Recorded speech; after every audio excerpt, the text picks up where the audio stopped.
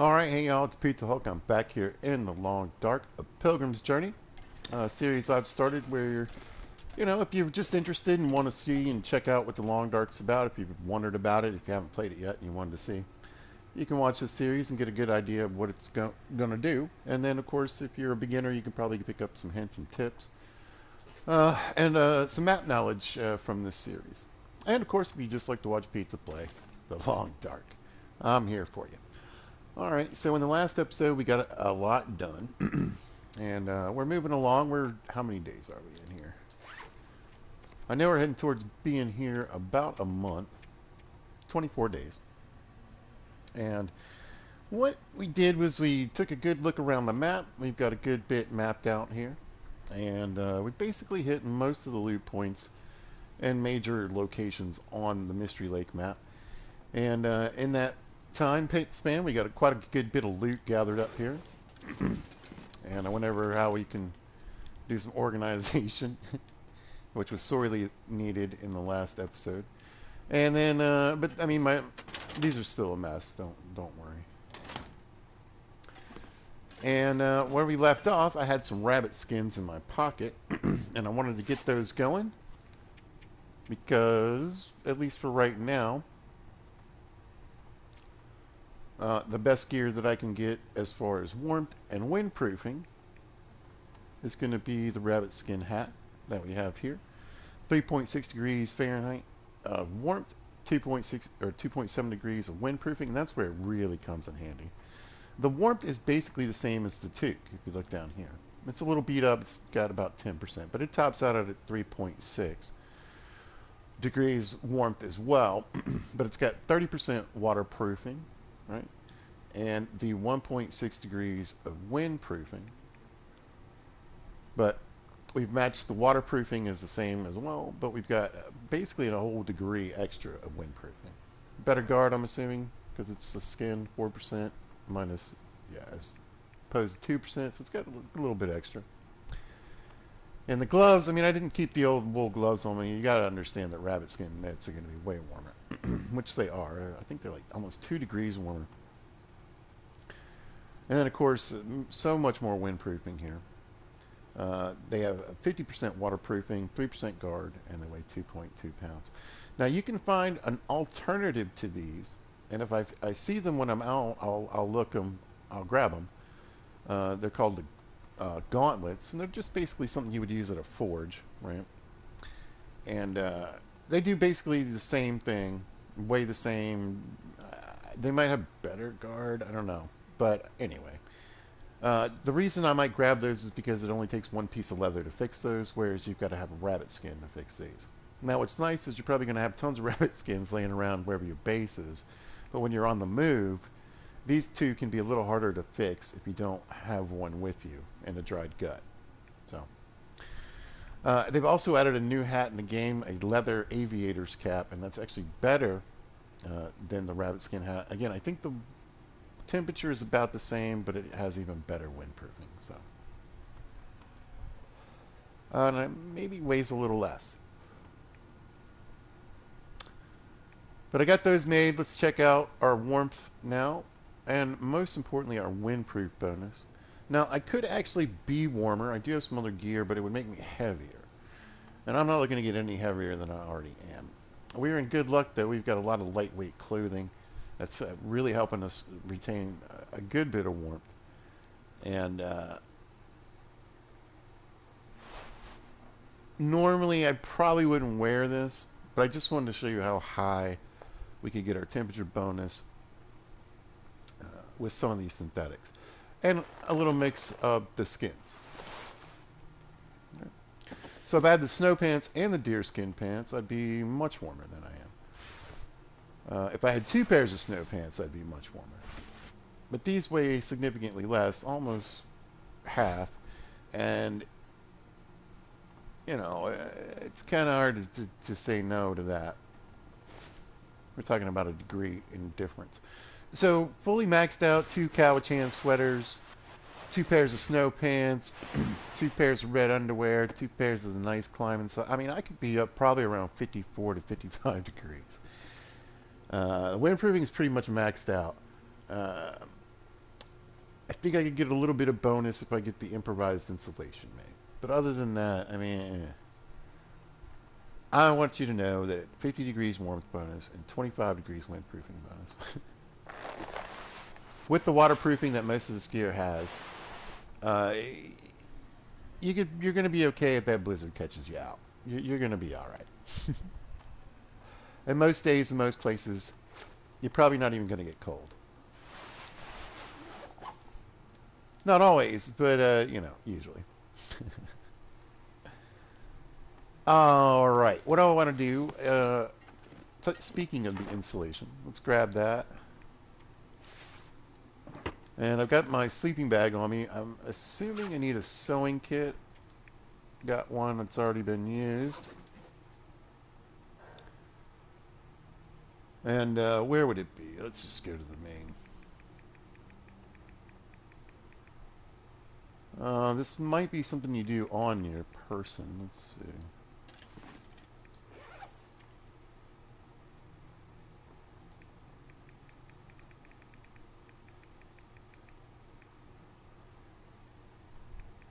Improvised down bedroll. Okay, so I'm going to need 3 pieces of cloth, and then I can make this thing 3 hours.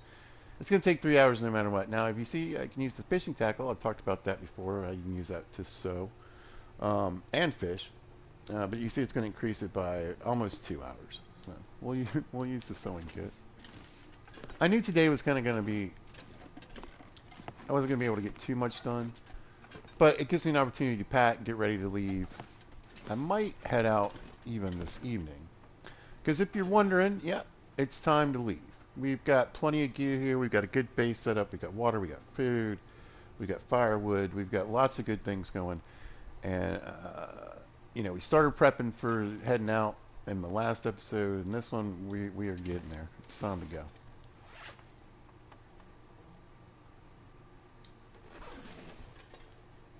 We'll pop in the drawer and we'll grab a couple pieces of cloth here.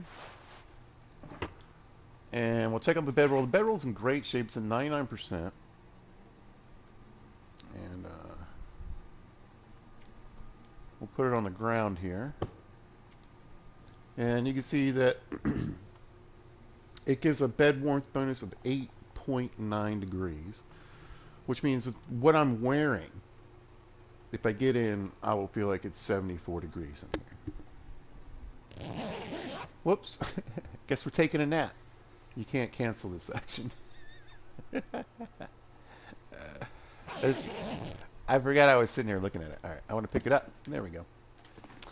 Well, yeah. Definitely wasted the day. All right, so let's get a little drink. We'll finish off this little bit of deer meat here. Nice swig of water.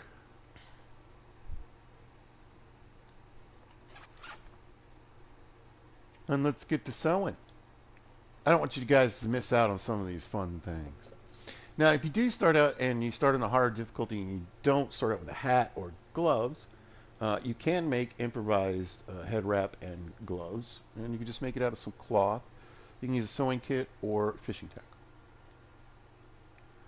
But we want to get this thing going. Come on. All 3 hours, one shot. Takes 10 of the ptarmigan feathers. I think I need 3 more, so I need to kill 1 more ptarmigan and I can make the insulation. Alright, let me take a look at my sewing kit. How much? Oh, I forgot I got all this other stuff on me still. Oh, I really didn't take that much up at all. Alright, so now we have the improvised down bedroll. I think it weighs a little more. So that's 2.42 pounds. This is 2.2 pounds. And if we look at it, oh, it's telling me it feels like 74 degrees inside. All right, anyway, the bed warmth bonus is now 14.4 degrees. So we've gone up significantly there. And it was like around 9 degrees. So, yeah, I'm happy for it. It's going to make surviving in some situations even, you know, actually possible if I really had to sleep somewhere outside at night. All right, the other thing I want to do is make some food here in a minute. So let me get the ingredients I'm going to need. I'm going to make some pies. Specifically, I'm going to make some rosehip pies and, I don't know, some kind of, probably rabbit pies. Oh, I got all these tools on me. Alright, hold on. So we'll keep the best one, obviously. Yoink, yoink. Yoink. Now, I'd sharpened those in the last episode. Actually, before that. And hopefully, we'll get a little bit of organization going here at some point. And not just keep sticking all these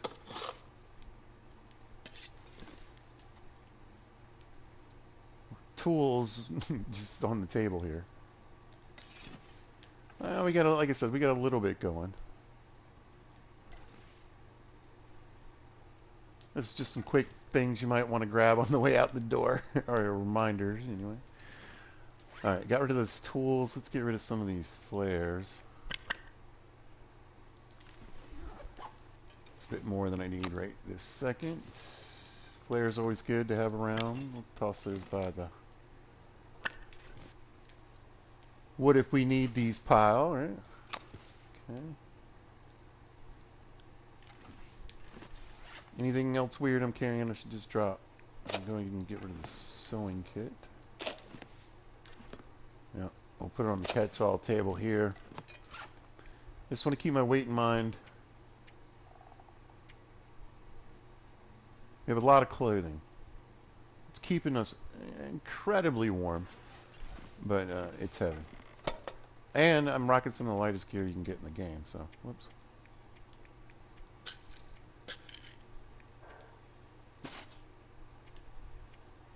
No. We only have 4 limbs to wrap, so we're only taking 4 bandages. Alright, we're going to need flour. And unfortunately, it's in terrible shape. We're going to need some cooking oil. 76%. Let's go with the 100%. Huh. I think salt's always 100%. Make sure I haven't left any in the drawer, just in case. Nope. Alright, and somewhere in one of these junk drawers, we got some rose hips.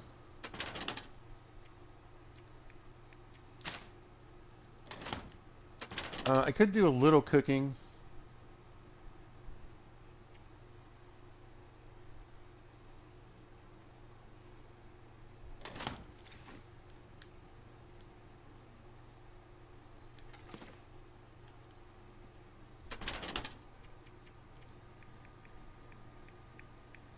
I've got, let's see, we got some peaches, pork and beans, and a couple tomato soups.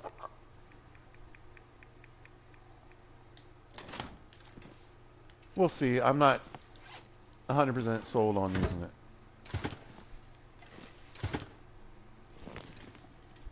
Oh, I have some upstairs. I don't think I need that with me. Alright, so the meat pies, what they do is they give you a carry weight bonus. And the rosehip pies give you a fatigue bonus.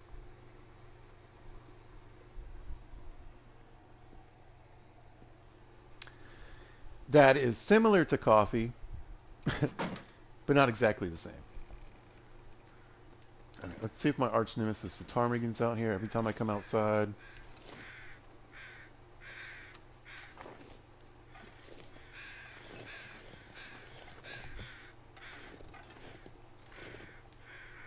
Is the deer here? Doesn't look like it. I don't think he's here. I haven't heard a call. Oh, the deer is here. Hey, buddy. Yeah, he's right over there. Or she, I can't tell from this distance. It's a brown blob over there, that's for sure. Well, the deer's back, but the ptarmigan's not. Alright.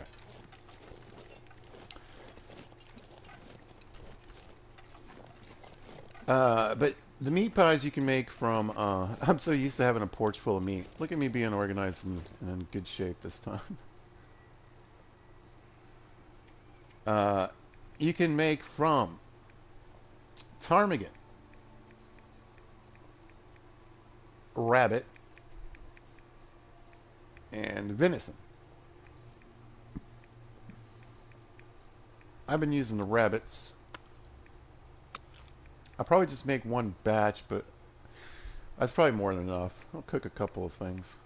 I don't think I'll do any of the steaks. Maybe I'll do we'll grab a couple of venison steaks.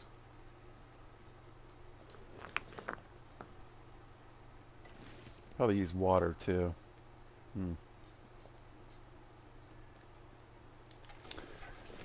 Alright, let's get inside, and I'm going to use up the rest of this daylight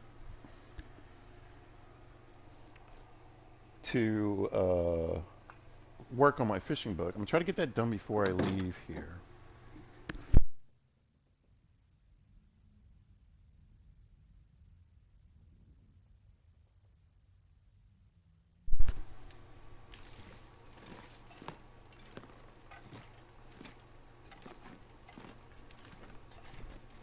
Yeah, I got a cooking pot. And let's use the fire striker. Again, we try to use that whenever we can.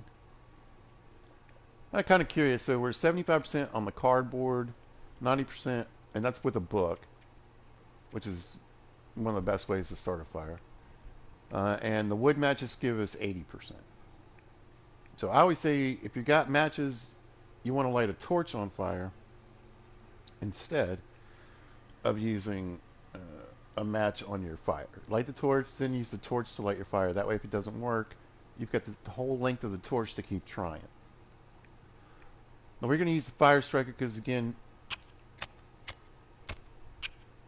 when you get to the harder levels and matches become much more rare, you want to use the fire striker over the matches. So get in that habit. Now on Pilgrim mode, you're probably going to have like 7 fire strikers. It's okay. You could save them if you want. Just use torches. Hey, there we go. Excellent. Fire starting just went up to level 2. We'll check that out here in just a second. This pack is getting kind of heavy. I know. We got that to work on that before we leave.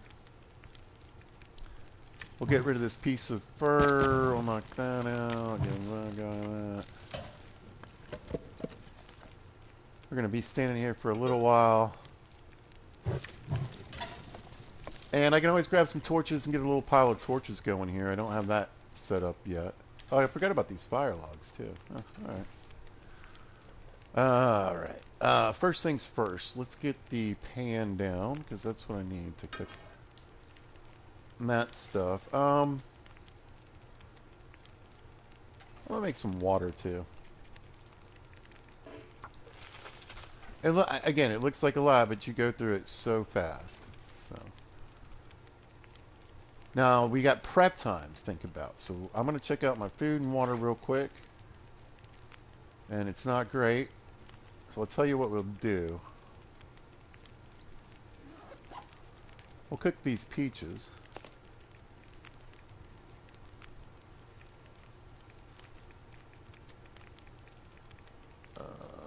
Did they just go down in percentage? Well, I swear it said 61%. Yeah, it did. I was going to say, I'm going to eat them because they're sketchy.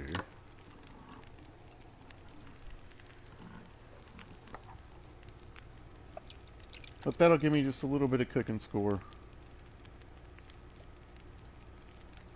And get rid of these peaches. They're just going to keep going bad. And until my cooking score is level 5, I can't eat them.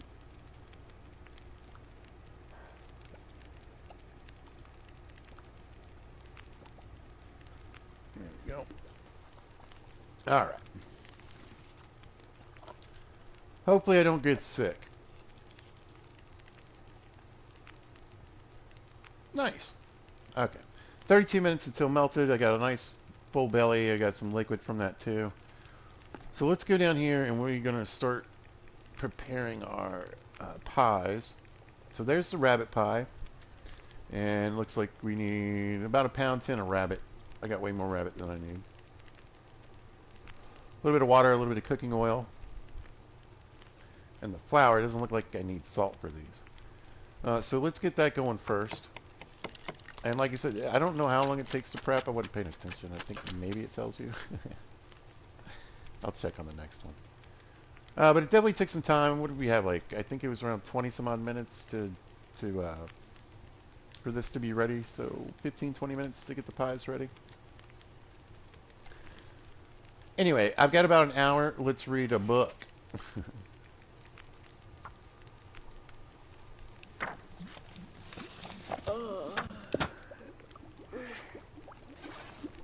There we go.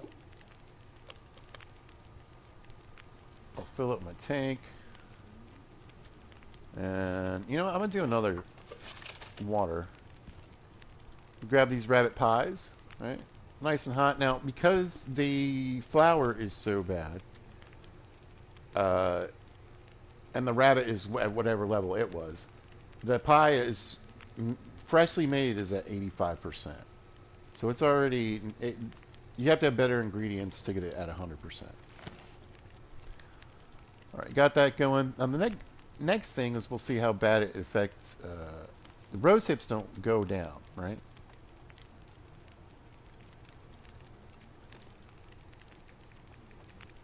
So we'll see how much the flour is actually affecting the pies.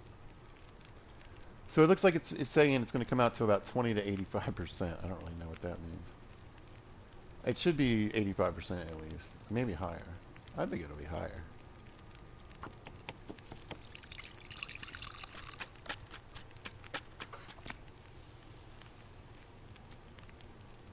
So yeah, it takes about 20 minutes to prep. Let's read a fishing book.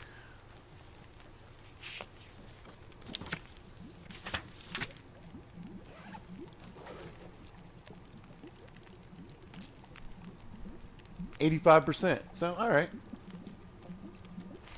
So yeah, really what seems to be making the biggest impact on it is that crappy flour.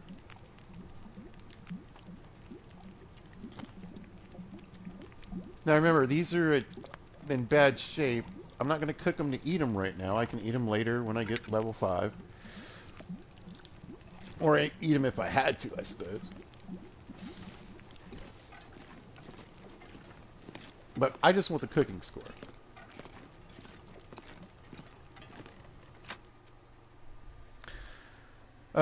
These pies are not, I mean, 85% is fine. I'd eat them up all the way to like, 50%. But they go bad quicker indoors or in your pocket even. So even if you're walking around and it's cold, they're going to go bad faster than if you come out here and drop them on the ground.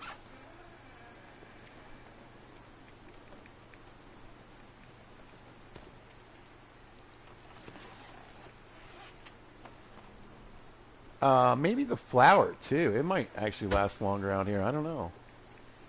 Nah, I think the flour would probably do better inside. I'll bring that back inside.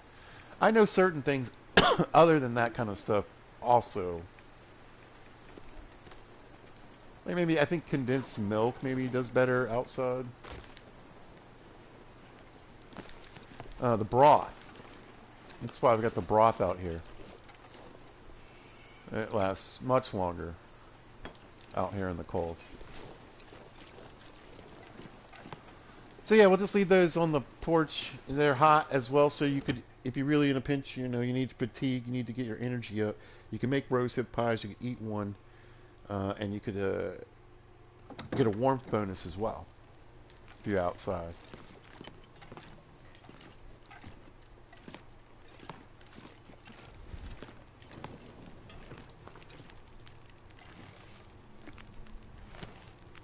We'll grab the peaches.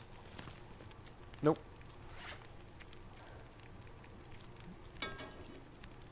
There we go. And just keep cooking these little things.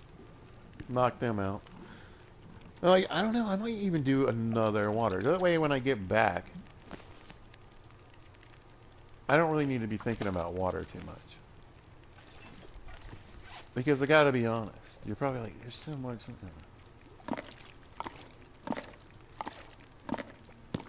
I was definitely already thinking about water.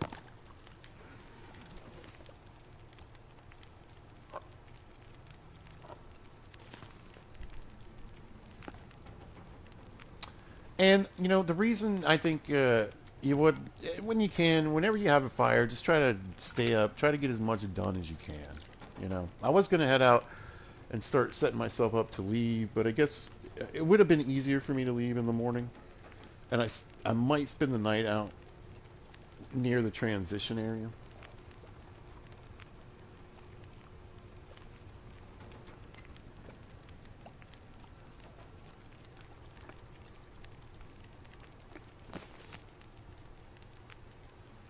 But I wanted to get that bedroll made, and I wanted to get the pies made.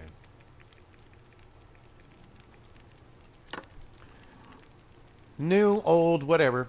Remember, we want the cooking score. I don't think they go bad, fast, or open. Maybe they do. It'd be a cool mechanic if they did. But I don't think so.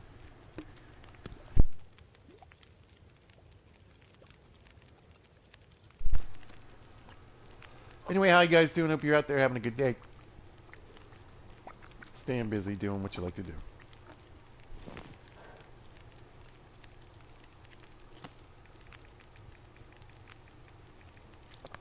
Get some pork and beans. Pork and beans.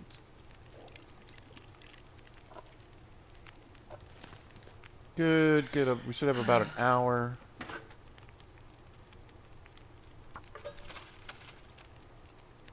Oh, I don't know if that's going to be there. All right. Oop. Yeah, I might have screwed up. A book. That'll work.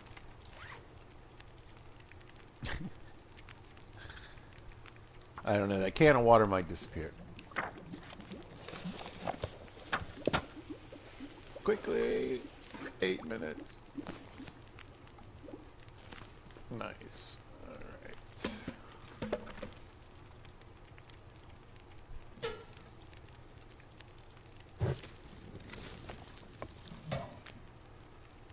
That's better. All right. Now, what do I have left on me? Anything?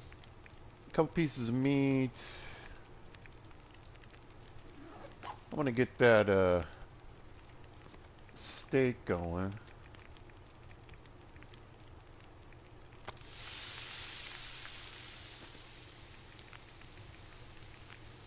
And we'll use these little pieces of rabbit here.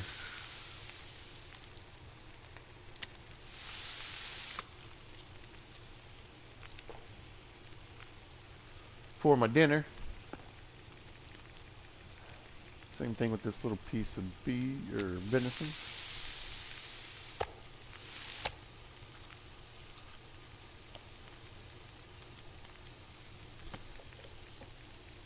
Toss on my last rabbit. Looking pretty good. Grab a couple torches, call it a night.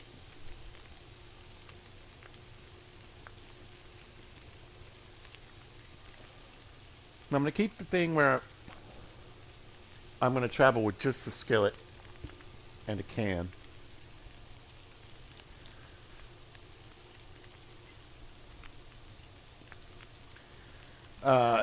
Basically because you can't make the pies in this. You can make soups, stews, you can make other things, but and you can definitely make a lot more water. But this is more versatile for travel.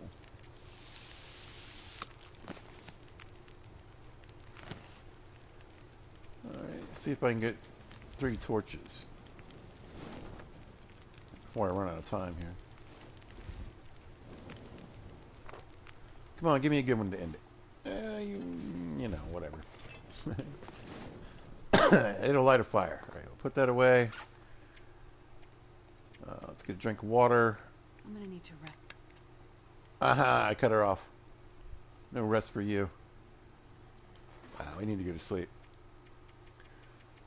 Actually, this will probably work out not too bad. Alright, so 10 hours of sleep. Hopefully we should be fully rested.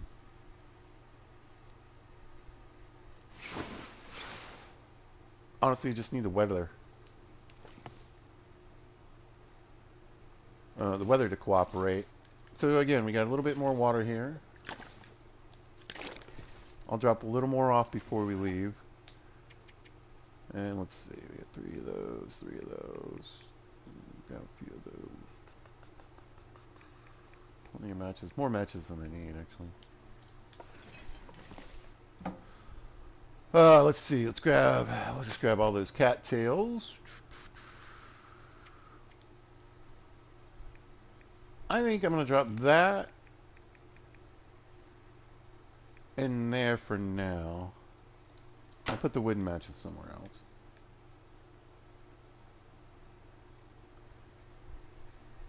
Yeah, I think I'm... I don't really need anything up here. All right, downstairs we go. I want to throw a couple more water bottles right here.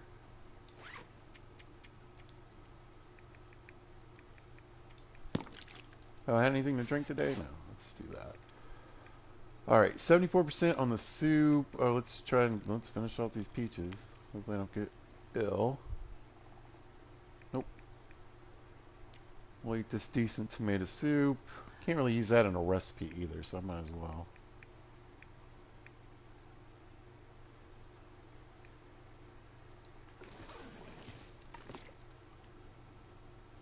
We'll jump over here to canned goods.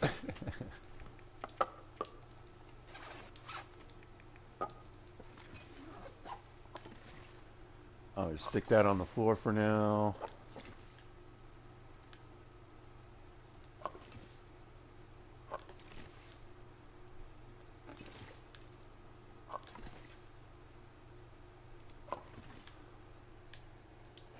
All right.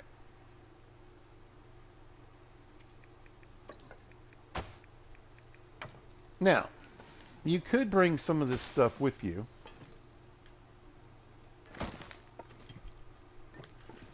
Obviously, I don't need to take the salt with me. And that way, you know, as long as you have the oil and the flour, you could make stuff along the way.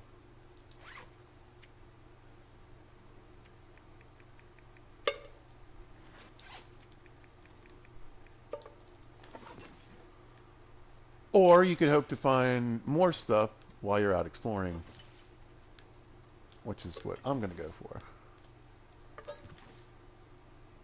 If I even need it.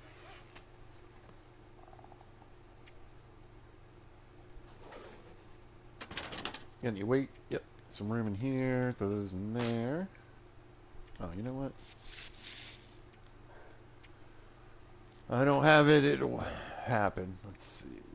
Right. Torches can go on the ground. I don't need all those. Drop some meat. Get rid of some rocks.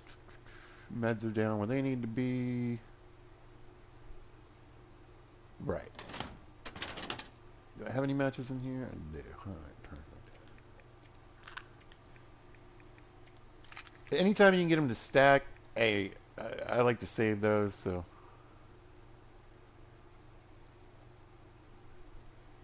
Huh. Believe it or not, we're going to take this monster with us. How many bullets do I have on me? Do I have any? 5. Now where I'm going, there's a chance to find more. So I'm not too concerned about that.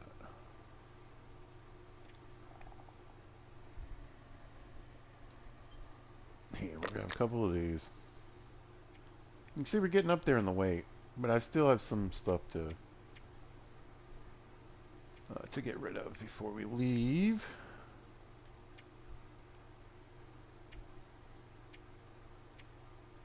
Well, actually, I'll just, spread it out a little bit. Okay, I think I'm good. So we don't have a lot of weight available to pick up, especially for if we're leaving. I'll grab one more cup of coffee. And I think I'll just take the food that I have on here with me. Let me get rid of this. And I'm going to tap the little button up here to look at the time. Now, if I had a smell marker, like if I was creating a scent with the food that I have on me, I think you can carry 2 pieces of cooked meat and not have a scent. It doesn't really matter right now, but again, that's something to think about planning for in the future. And then normally I would like to grab one of these. At 50%, it's like right right on the tip, but it contains a huge 1,750 calories for only a pound. All right, quick check before we walk out the door. I got a cooking pan and a pot. I got my new uh, sleeping bag ready to go. Got a couple snares, catch some rabbits. Got some flares if I need them. Needle and thread in case I don't find a sewing kit out there. A couple of pieces of line. All I need is a piece of scrap metal, and I can make more hooks, so I can make more fishing tackle. Plenty of food. Clothing's good. Bandages, antibiotics. A couple of teas to keep warm if we need it. All the good fire making stuff.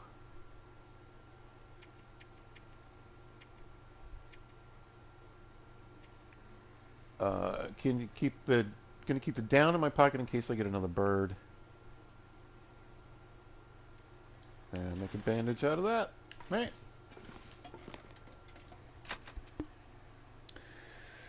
So, I debated in my head where to go first. And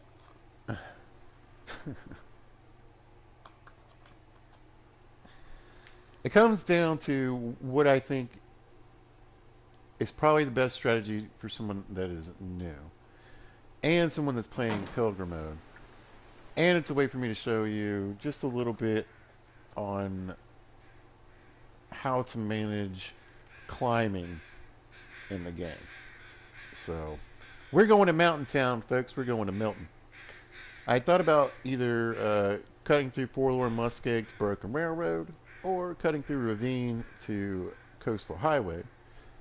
Two other places that you could head towards. I would say Coastal Highway is probably weirdly the safest. But Milton sort of makes sense too as far as it being navigable even on the harder levels. Alright, we don't need all them rocks. And I think I'll take the water with me and just probably end up using it. Yeah. I hear the deer. We're going to probably scare it up, but I didn't hear any ptarmigan. Let's get out of here. Alright, so we're going to follow the... now, we're going to... because I wasn't. We're going to follow the power line up here to the railroad tracks. We want to be careful in the fog, obviously. And there's two ways to get to where we're going. There's the quick way that I know and can navigate in the fog, and then there's the safe way. So I guess we'll take the safe way for you guys. There it is.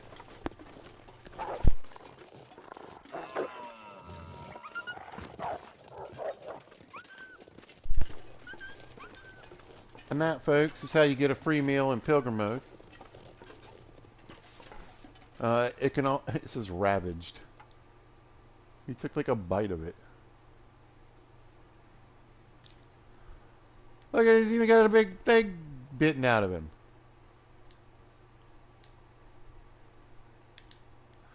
Anyway, you can do this on any mode. A lot of times you'll see interloper players purposely herd animals into wolves, or wolves to bring, kite wolves into animals.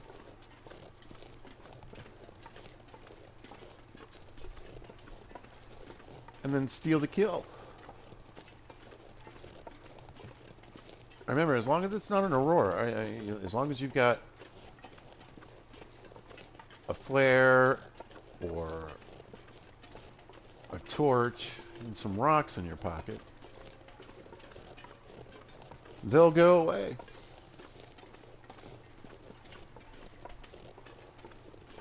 Now, it's starting to clear up a little bit. I'm wondering if the sun's going to come out.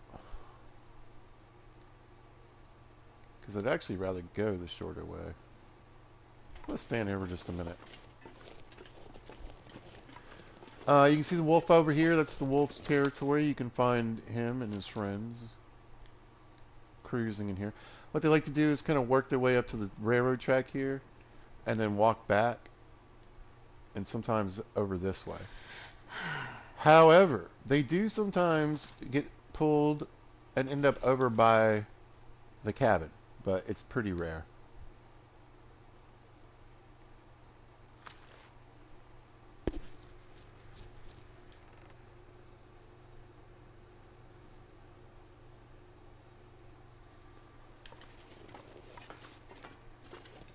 I can really show you both, honestly. All right, we'll go this way.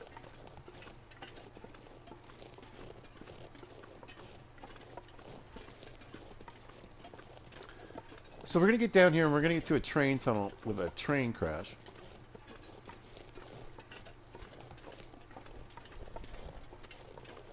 But you can get by it. And if you go through that tunnel, once you get to the other side, you'll be in a new region called Forlorn Muskeg, which is a big, giant, semi-frozen swamp. You have to be very careful with the ice there. There are a lot of weak patches you can fall through and get soaking wet. And as you can imagine, even in all this gear that we've got, we'd be in a lot of trouble. So you want to look around here. Sometimes there's a dead dude. Sometimes there's some loot. Could be a bag. We're at the rail tunnel. Actually, you know what we could do? Put this on the map. There we go. So there's where we started. We came down the railroad to here. And that's actually the cave that's going to lead us to the region we are going to. You can see it's not too far from here. But not tonight. Not completely. Anyway, there's usually some rose hips here.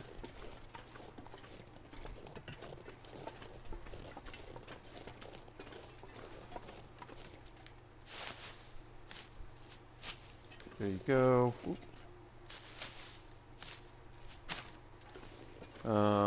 On Pilgrim, look for 3. On Interloper, it could be 1, could be 3. They used to have a little container and a first aid kit you could find here, but I haven't seen that in a long time, and I think they took that and moved it somewhere. Or just took it away. We got something behind here, a little bit of firewood. Cedar's always great, it's lightweight. And then if we continue through here, it's going to tell me leave at some point, leave Mystery Lake. And so if we go through here, that'll take us to Forlorn Muskeg. To the left side of the map there. And you see the railroad goes all the way through. So if you ever wanted to cross this region, you can stick to the railroad tracks, but you got to be careful of wolves and bears and moose. To Broken Railroad. Broken Railroad is another new region, and that place is filled, well, it's not new to the game, filled with wolves. Like a lot of wolves. But you could stick to the railroad track, go straight through Forlorn, and go to Broken Railroad. I know, I forgot all about you. Oh, hold on. That'll help me get rid of some of this water, too. Right about there. When you start traveling, I always leave a little bit of space to drink coffee or teas. You might need it for healing powers. You might need it for warmth. Anyway, so we've got this ridge line here. And if you follow this ridge line, not only will we find some sticks and rocks, but it'll eventually take us to that cave. And also Trapper's Homestead. Now that's actually where I'm going to go here in just a minute, but I want to go a little different way. We're going to go back up here by the wolf. So if you, as long as that rock stays on your left, and you go this way from the train crash, so we're going this way, this keeps to my left, it'll take you to the cave that leads out of here. It'll bring you back to the train tracks, to the railroad tracks and the power lines to get you back home. So simplicity is probably sticking to that.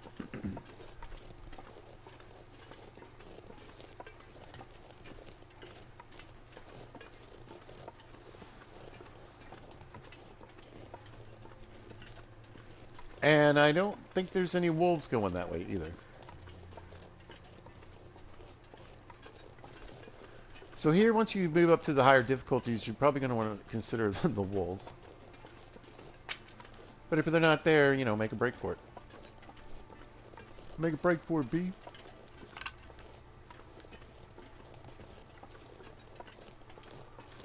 Alright, so the power lines are right there. Home is just behind that tree.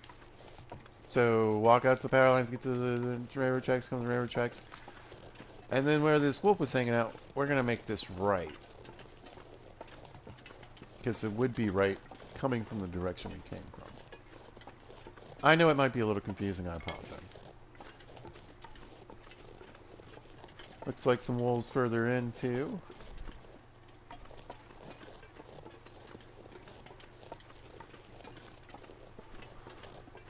But I want to go by this way because I want to show you a little spot over here, a little cabin, and I'm going to do some mapping while I'm out here. And there's also a stove. I'm hoping maybe I can get my hands on some charcoal to replace what I'm using to map here. But I kind of skipped this place the last time when we came through the Trapper's homestead. Because the weather was not fantastic. We got some rose hips around. And we are at the deadfall area. I might end up with a blue sky. I don't know. Let's see. Do some charcoal. And this will show you where we are on the map here. Boop. So. You can either, depending on the weather, the fog, your knowledge of the map, you can leave from the camp office, go to the railroad track, hang a left. Go down to the rail tunnel here and head to Forlorn Muskeg. That's what that little marker means. Or you can leave, follow the power line, go to the railroad track, and make this right. And basically, we're going to take a little trail that leads me over to where the Trapper's cabin is, which is about in here. Alright, let's see if there's any charcoal in the stove. A little bit. Got another piece. Cedar. Oh, lucky day. Nice hatchet, a can. We'll leave that here. I've actually weathered quite a few blizzards in this little hut. That can may come in handy. So will the rose hips, so I'll just leave those for me. I can hear some birds. We'll walk over here real quick. But this area over here to the right is the deadfall area. If I can drop any of this gear. No, ma'am. I'll grab a couple rocks for when I get over there.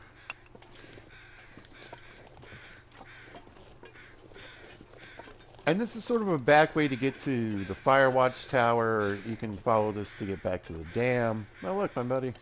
Thank you. That's a hunting knife. Didn't help him out. But anyway, lots of sticks and possibly saplings along the way.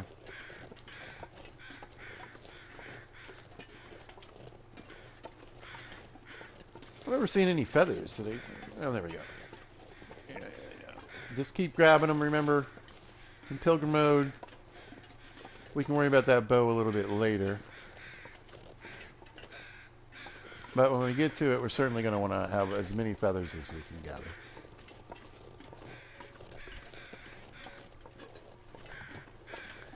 And that's right, ladies and gentlemen. Every dead body is a feather farm.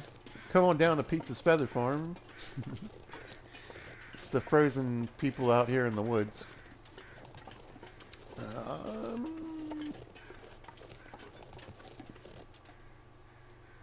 I'm going to point out the mushrooms. Yeah. And over there. And over there. So 1, 2, 3, 4, 5 T's. Right there. But I'm going to leave them. One, I just don't need to carry weight. Two, like I said, I'll probably come back through here at some point anyway. In fact, I know I will.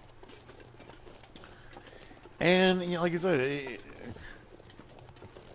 I'm not joking. I probably spent 3 blizzards in that little hut. So, being able to run out, grab a few mushrooms and a few rose hips, if I needed to make a quick tea,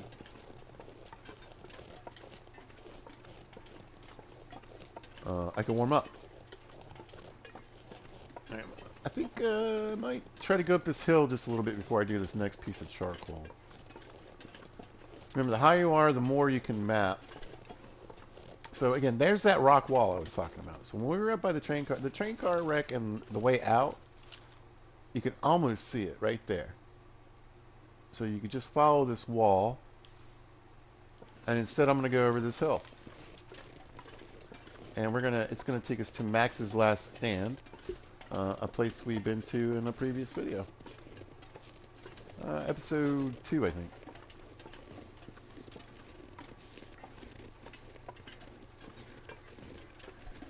I want to be careful over our ankles here, so we could switch over to the crampons. We'll get the benefit of sure footing, and that should help me a little bit. And it's not going to keep you from getting sprains, but it can certainly, it lowers the chance.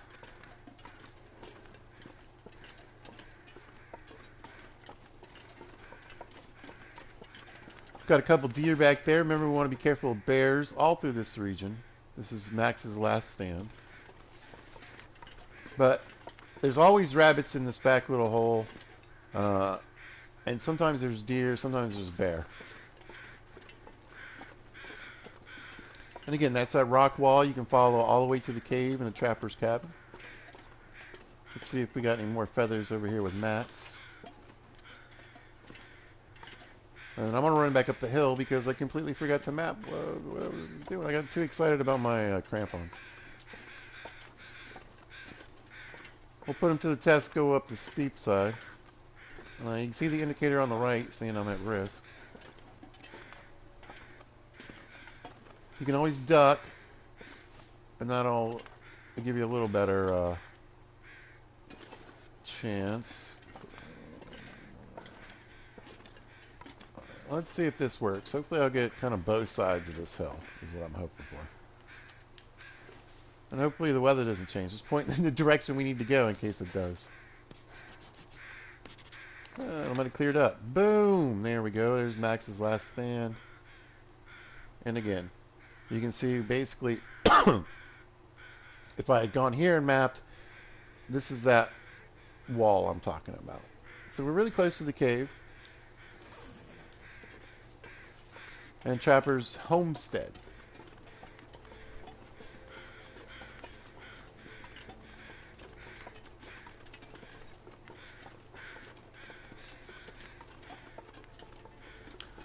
But I'm hoping with that bit of mapping it gave you a better idea of where we went and how to get the two different ways to get here.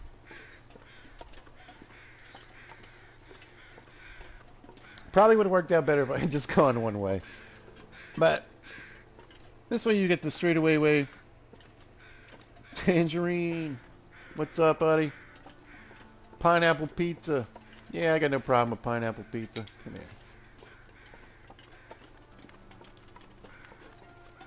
And we always want to keep an eye out for a random moose. And we do have moose spawn on this map by the dam. But I still think you can get a random moose over here. And then, of course, Barry, he lives over here. Anyway, Tangerine, how you doing? I hope you're having a good day.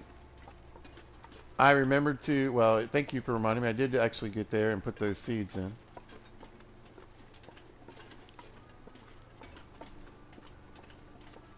Now, it used to be you could find a dead deer carcass in here. Again, I haven't seen it in a long time. They did change a lot of the places where things spawn. And, you know... Oh, that's right. I should have been out here already. It may be gone forever. I don't know. The cave that's on the map where the memento is, and the cave we're going to be going through here tonight, is right there. And here's Trapper's Homestead. But I want to hit Trapper's Homestead because I also want to put this on our map. But I ran out of charcoal last time.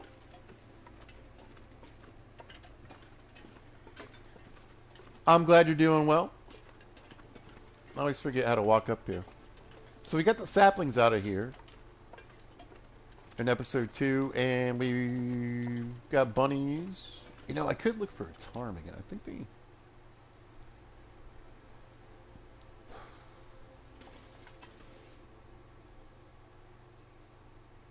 I'm not exact. I don't remember where they spawn. Never mind. I don't want to go on a goose chase. It's already almost nighttime.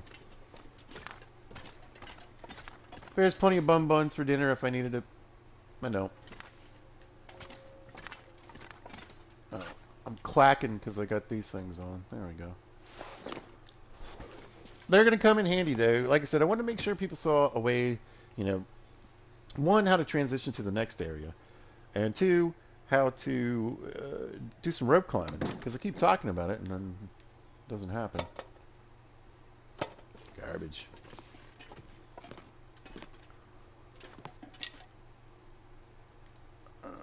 So I got a little piece of tinder here. I can leave a little firewood in here. This is another base where you're probably going to actually want to set up a little something here. Now, a lot of people turn this into their main base.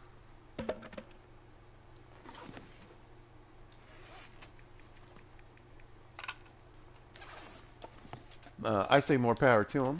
Not as much space as the camp offers. But as I mentioned before, if you don't have a moose spawn on this map... Is that a fire striker? Oh, no, it's just the end of this shelf. If you don't have a moose spawn on Mystery Lake, you probably are better basing out here because you want to be here. You want to walk out and see that random moose there one of these days. All right, that'll come in handy for now.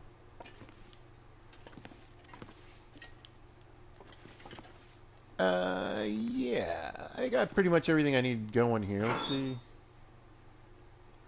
Crappy vest. You know what? Not sure I can carry much more. All right, I'm going to eat. And remember, rabbit is the leanest thing you can eat in the game.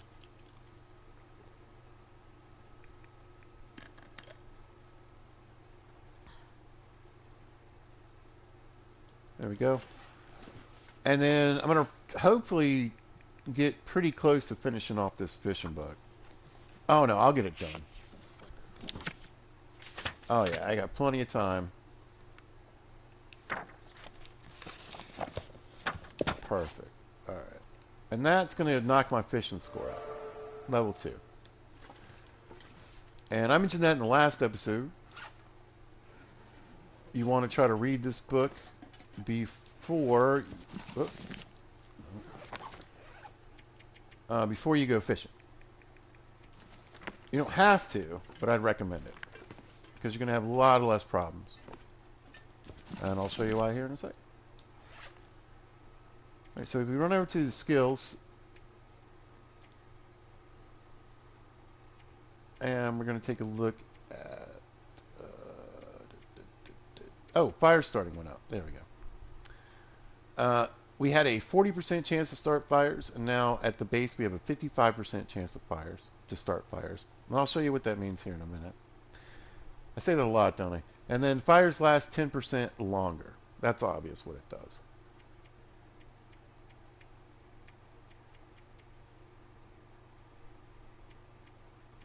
And then ice fishing. Remember, there was nothing here. And the first level now gives us fishing time reduced by 5%. Obviously, it'll stack and go higher as we level up, so it really won't be beneficial until the end. But 8% chance of line break on catch. That is greatly reduced than what it is if you just go fishing. So if you don't want to waste a lot of line and hooks, scrap metal, and guts, then get the first book and read it. Nice. So it's getting late. Nothing else for me to really do in here. We'll check the locker, see if there's anything I really want to just leave. I don't need those on me.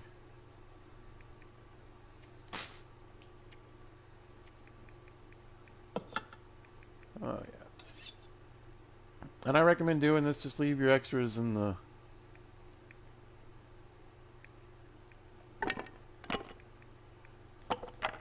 I'll just use a flare.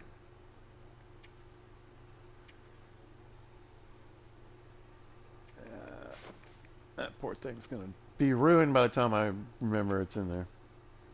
Got the extra book, got a little firewood. Yeah, yeah. Alright.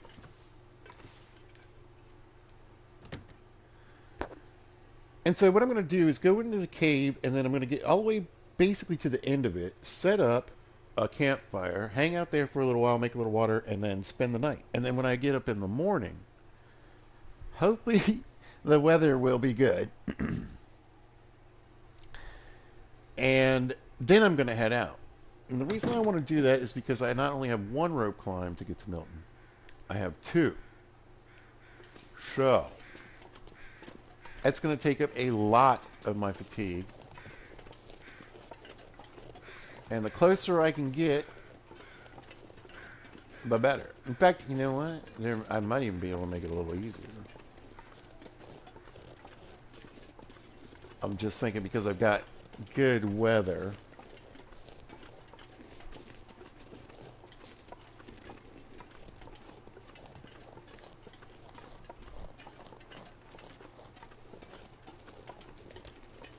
And this, folks, is the cave to Mountain Town.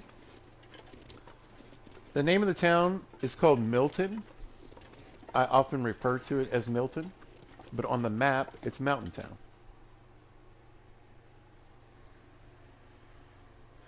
So if you hear me saying Milton, Milton, Milton, that's what I'm doing. All right, there's usually not any loot like right here at the beginning, but you wouldn't know that. Go in, and I would say use a flare in this situation. I've got an extra one after this, and maybe we'll find one in the cave. Often you do. But mainly what I want to look for, you know, not just loot, but coal. So this is our first opportunity to pick up some coal that we didn't find just laying around somewhere. And it naturally spawns in the caves. And it is something, it's like sticks. It'll keep respawning. So technically you could have an infinite amount of coal. Now we haven't run into any yet, but sometimes it's weird about loading in. Here's a piece. So we already got the 3 pieces we found before. But remember, this is for forging, and it creates a very high temperature. So if you're in a blizzard, and you're freezing to death, that very well could save your life. It could create enough heat, if you can get in a good spot, to keep you from freezing to death, especially if you have several pieces. So coal becomes more and more important the higher the difficulty. This'll come in handy. Yeah, I'll take that.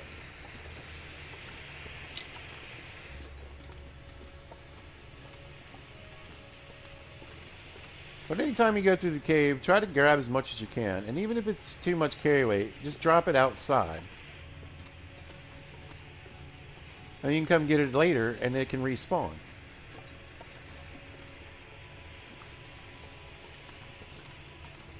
Again, I'm not seeing too much, but I bet when I come back through here, I find a few pieces that didn't possibly spawn in. A piece of firewood.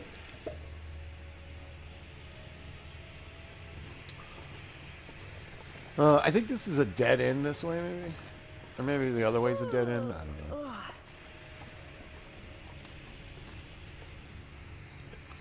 I guess it was the other way.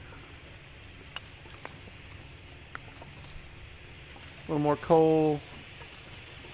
Now, you can see we have a sprain risk for several reasons. One, my fatigue has gone past the halfway mark.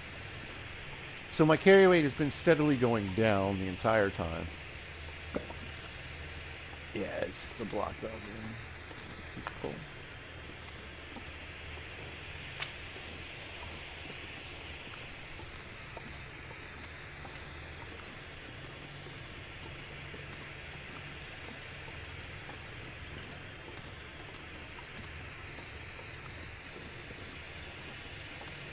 But you can't climb a rope, oh, you know, encumbered. It doesn't work.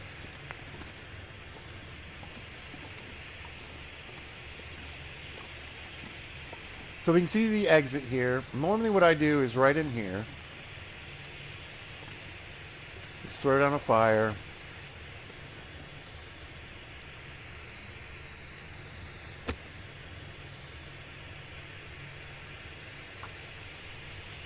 And That normally before would have been, I think, a 55% chance, and now it's a 75% chance. Come on, little fire. Come on.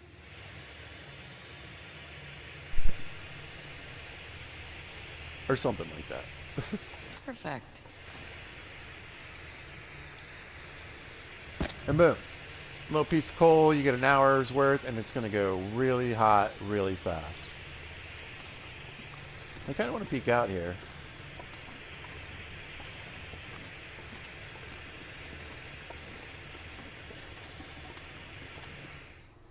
And just see what the weather's like.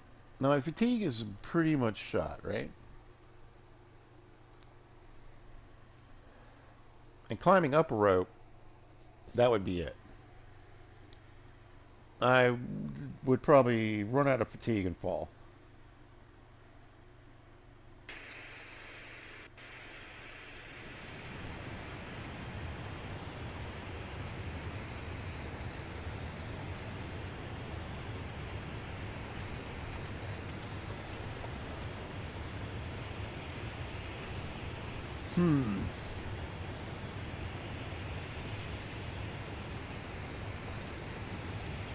Let me see. Let me think. Let me think.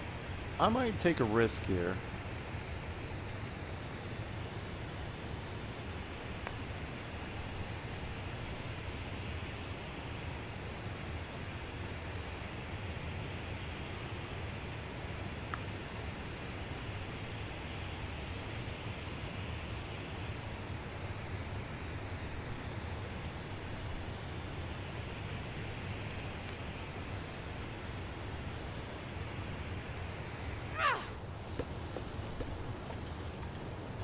All right, I'm gonna run inside, and I think so. I know personally that there's a cave at the bottom. Not too well. There's a cave not too far from the bottom of the climb, and I should have enough fatigue to get down the rope.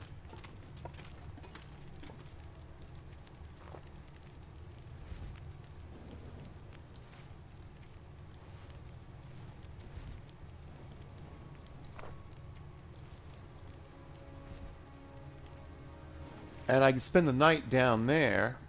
Ah, this one's too heavy. That's fine. It'll just light my way to get there. Oh, it's so tempting.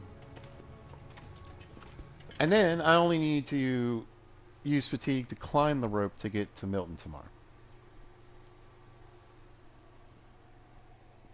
Instead of me using the fatigue to climb down, cross, climb up.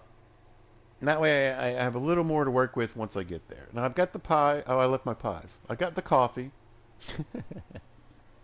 Dang it. I've got the coffee, but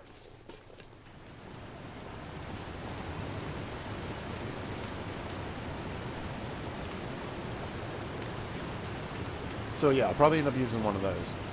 Good thing about Milton though is that it has a good chance to find quite a bit of coffee. A lot of cattails through here, so lots of good food and fire starters right through here.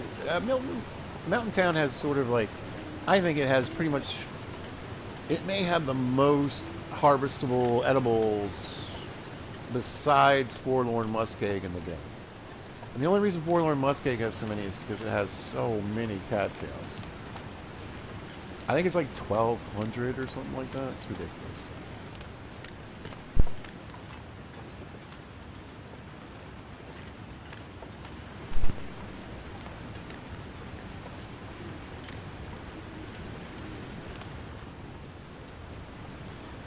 All this ice is safe. You can't really get wet from the waterfall. I don't think.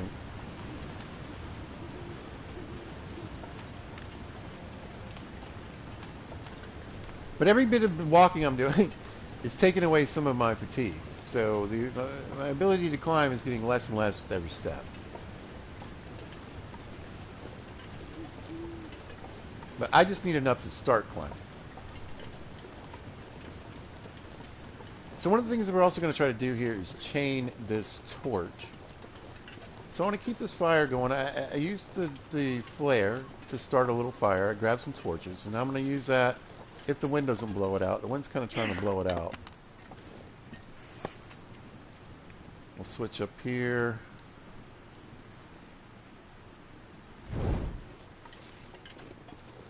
I'll take a quick minute and put my crampons on. Just go ahead and get those on.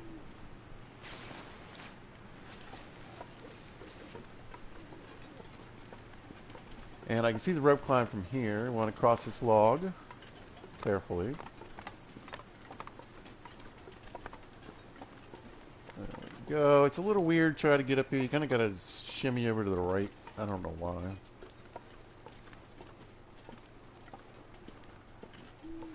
Now, here we have our first rope climb in the game. The rope's already tied on it. I don't think there's ever been a time where I've gotten here and there wasn't a rope. But sometimes you need to carry a rope with you to get to some of these places. I think my torch should last. We're just going to grab it and go. Oh, I'm too encumbered. Oh, okay. Okay. Let's see. We will drop probably just a piece of firewood. There we go. Okay. We definitely lost a good bit of carry weight when we were walking over here.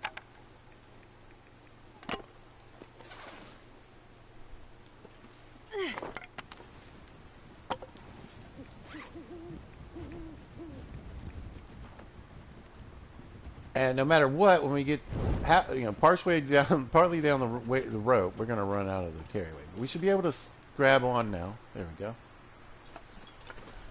I don't know why the torch stays lit, but it does. We should be fine.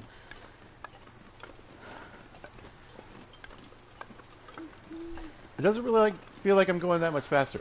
I don't think it always works. Maybe the torch in my hand is having an effect. I don't know. I certainly didn't scoot down like I normally expected. But you can see most of our fatigue is burned up. But even though we burned up our fatigue doing that, no, man. Even though I burned up my fatigue doing that, I still have enough to walk and get where I need to go.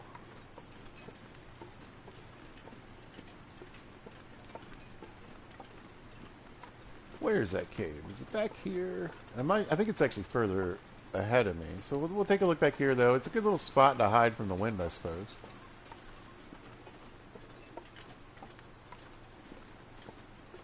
Yeah, anyway, and then we got this little spot. It's actually, yeah, I want to go this way. But yeah, we got this little bowl up here. We got some acorns. We've got some buns. We've got some sticks. A little rose hip action over there. I'm going to leave all that stuff because, again, it's just going to add to my carry weight for right now. But that's what I mean. There's tons of acorns here, tons of mushrooms, and the most rose hips you can find, I think, anywhere in the game so far.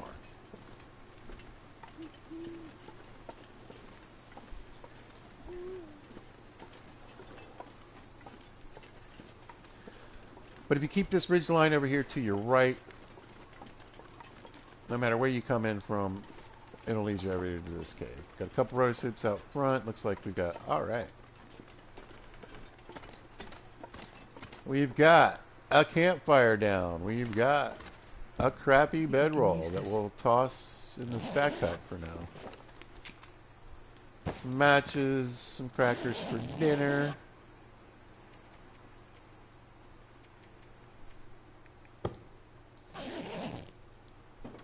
Flare gun and flares, and what I was hoping for is some random firewood. I want a dead guy. Hey, what's up, buddy? And a hatchet. Great. We'll just move this over here. We can stick it in the backpack as well. Another quick look at the back. Sometimes you can find loose pieces of coal in some of these caves. I don't see any. Well, the idea was to use that torch to get all the way over here and get my fire going. But you can see my fire skill went up. So now, instead of having a 90% chance with the fire striker in the book, it is a 100% chance. If I use just a cardboard match, we've gone up from like 70 something to 90%. I guess 75 to 90. And then for the wood matches, right, and for the wood matches, we've gone up all the way up to 95%. So just getting our level up and using a book. Now, we use something else, the chances go down, right? So if we were going to go with a stick like we usually did, wooden matches are 75%. The fire striker is 85, and the cardboard is 70.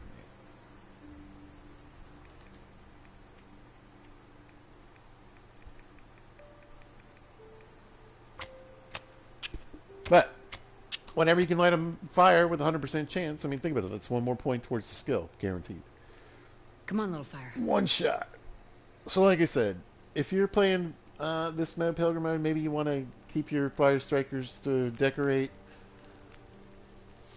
Oh, Any yeah. other mode other than Voyager, maybe you would just want to use them. Stalker and Interloper, you just want to use them up. We'll get a nice warm fire going, make it last for hours. Again, our clothing should keep us plenty warm.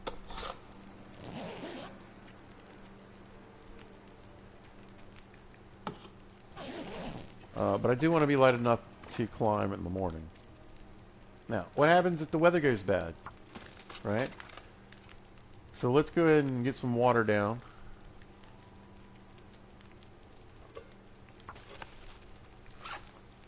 And we'll knock out an hour on this book.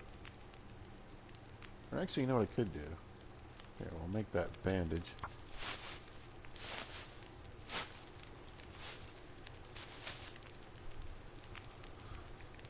Yeah, I didn't really grab anything to make teas with.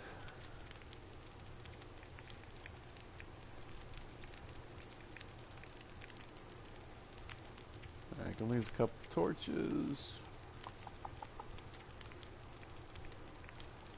I want those crackers. We'll eat some of this meat here.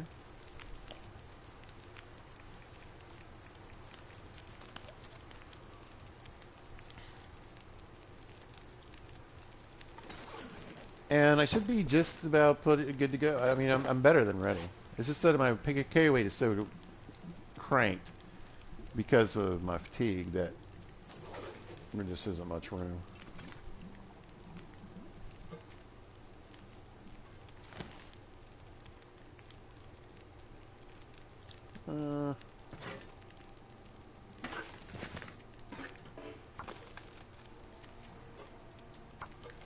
Do one more round of water. We'll probably take a little damage. It's been a while, though.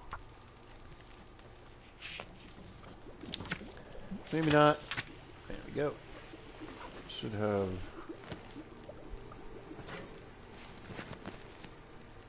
a little more water there. Now, what you could do, obviously, I've got plenty of firewood and coal. I can make this fire run through the night, and if I needed it to keep me warm, I could just let it go all night. You can see it feels like 153 degrees right now, so we might die sleeping in this bed. No, it doesn't matter. It could say 270 degrees. It doesn't matter. That's not how this works. But what you might want to do is sleep for an hour. See how you're doing cold-wise.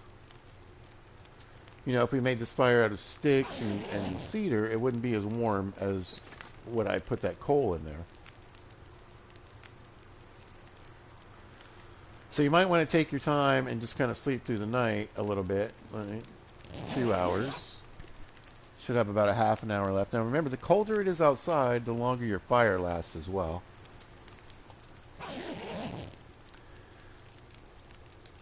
So, yeah, we had about 30 minutes left on the fire. It's a little bit colder outside, so we almost got an hour left, right? And you can see it's almost morning, and basically you could just kind of do that back and forth through the night to make sure you stay warm. We got plenty of warmth with our clothing.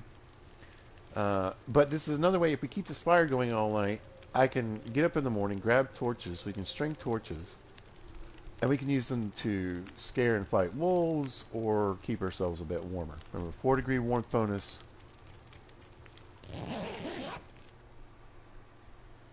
From holding a torch. I just went to sleep for 5 hours because I wanted to see what the weather looked like. It's a blizzard. So we could be in pretty bad shape because I'm actually at the front of the cave. And you can see I'm moving around pretty quickly. But if you watch as I walk back a little further, it slows down. This is actually a warmer part of the cave. This would be the smarter place to have your fire. There we go. But, again, even in a blizzard, I'm going to be plenty warm. Feels like 30... Yeah, it's getting a little chilly. Let's see. We'll sleep for like 2 hours.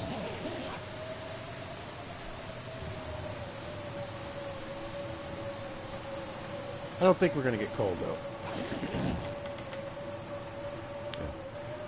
Even though we're technically taking the full brunt of the cold, except for the wind, I think. Let's see. So it's about... Feels like 38 here. Let's go to the back of the cave.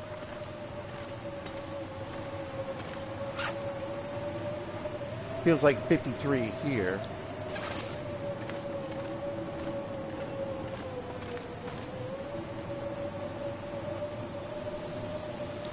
So yeah, I think it actually warmed up a little bit. Alright, we'll finish off this meat. Grab a swig of water before I eat these crackers because they make you super thirsty. There we go. A lot of calories though, 600 I think total. And I'm just gonna sleep through the blizzard hopefully.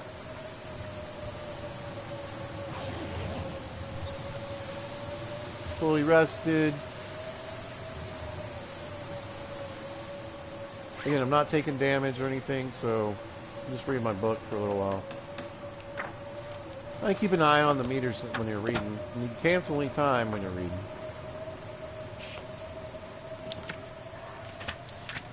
But unfortunately, oh, we might get out of here. All right.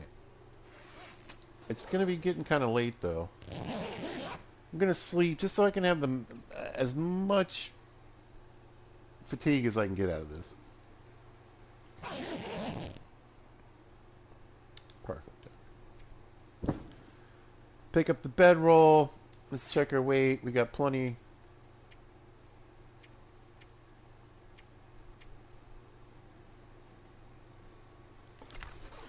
Most of that stuff will come in useful.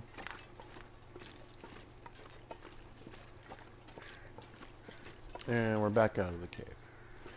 So literally you can see the rope that we came down. I just went back there for a peek and because I forgot where the cave was. But you can get down the rope and just walk right over here, get in the cave, go to sleep, get out here, and get out here with some good fatigue. And split this up into 2 walks. Now the other thing to remember is that wolves live in here. And it can be one, it can be plural. I don't hear anything.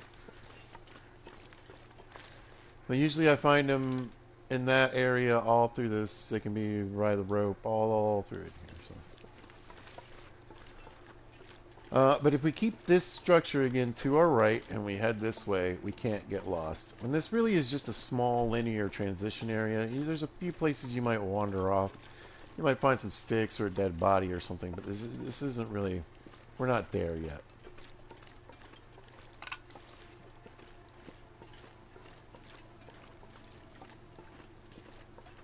Here's even a couple signs. There's one right down there that point us to where we need to go. But you can see sort of a path in this. Got a little bit of a clearing here. And again, we just keep this rock face to our right.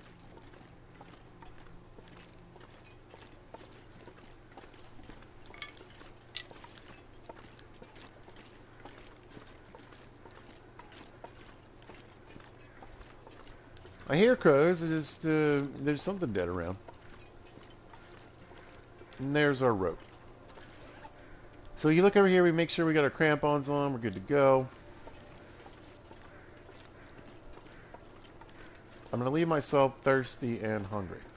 Now, there's 2 ways to look at this. I could drink the coffee, it would top off my fatigue, and the good thing is that it also reduces the amount of fatigue that you take. So if you're running, let's say it takes 3 bars down, right? See the 3 bars? If I have coffee in my system, it's only going to take 2. So, you could drink the coffee before you climb, and it'll do less to your fatigue bar. We've got the crampons on. I'm going to wait till I get to the top.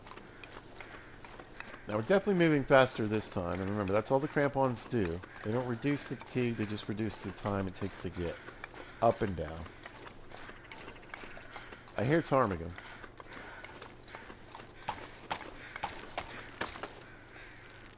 And boom, we're done. So, I could have had that coffee and I would have taken less fatigue loss, right? Or, we'll go drink a cup of coffee. Remember, if it was super cold, I could use this to warm up.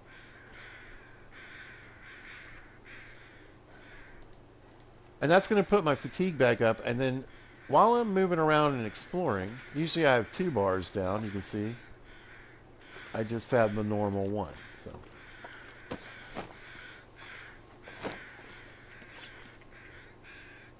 That choice is going to be up to you, depending on your fatigue level. But right down there. Carry away all those good things. Now, this looks like a better opportunity than by this stupid camp office, because it looks like flatter terrain. Yeah, this guy right here, I'm thinking. He gets a little closer. Oh, I moved. Oh, I hit one by mistake! Awesome. Perfect. Alright.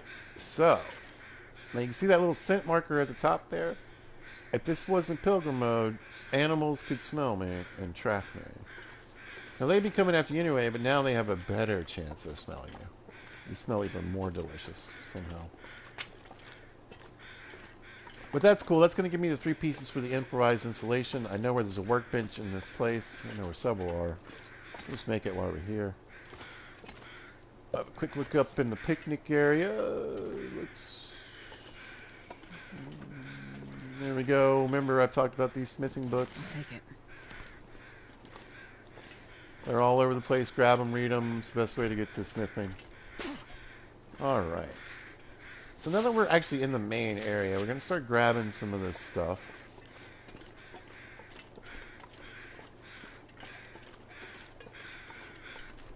This pack is getting kind of heavy. We've got a ton of acorns here. Now this is a good place to work on your cooking skill. Because we're going to run into something here that's kind of rare. And a pretty good find, and that is a stove that has 6 burners. So normally at a campfire or a 2-burner stove, you get to cook 2 things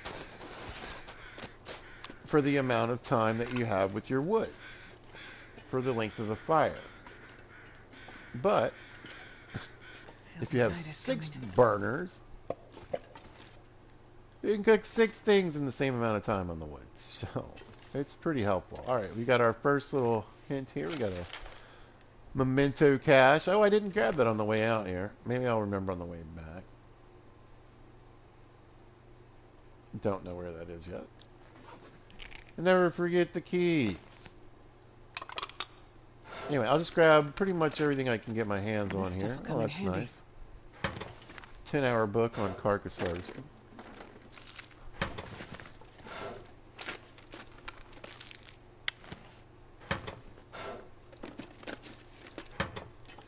What you got for me, buddy? Anything? Nothing.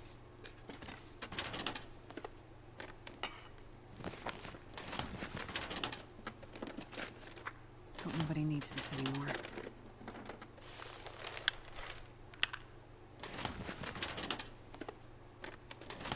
Ton of matches already. Alright. What do we got here? We got some boots.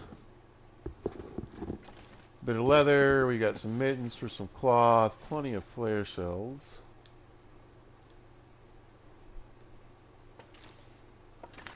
There's a bed here, 9-degree warmth bonus, so pretty much like your standard bedroll. Okay, let's see. How much does this drawer hold? 22 pounds. Alright. That might actually come in handy. Alright, I'm going to start leaving some stuff here. And the reason I'm going to do that is because eventually this is going to be a go-between spot. So I'm going to gather as much as I can here. Try to take back what I can to Mystery. The most useful things I can get my hands on, right?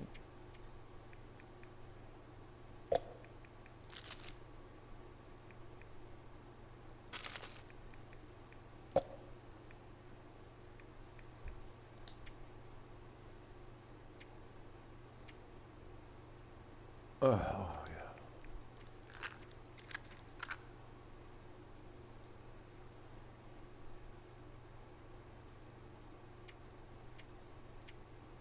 I was gonna say, I think it's a bunch of water, which is fine.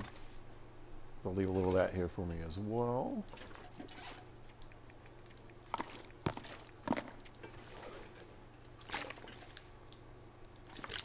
Right, so we've got some paper for tinder. We've got some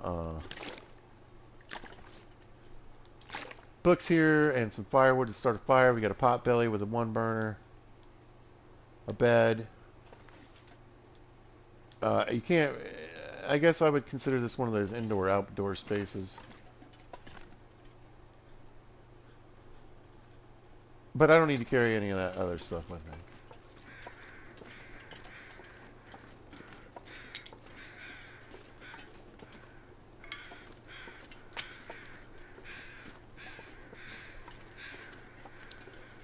I think I'm going to toss a few sticks down too.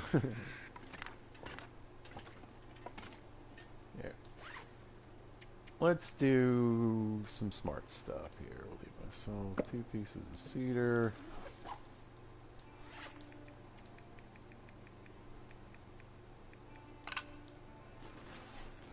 A few sticks, that with the books and everything. Alright, I got at least a little setup here. But basically, I can come in from Mystery, do the rock climb, grab some stuff, and leave. Without having to go too far into Milton. So if I can get as much stuff up here as I can, I can make a couple trips back to help fill in my base.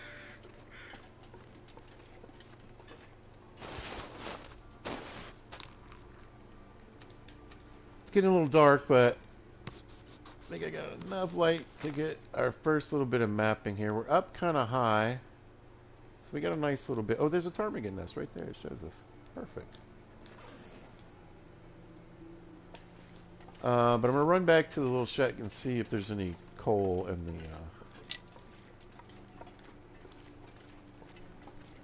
the potbelly stove here. We got a couple feathers for the dead guy outside, it looks like.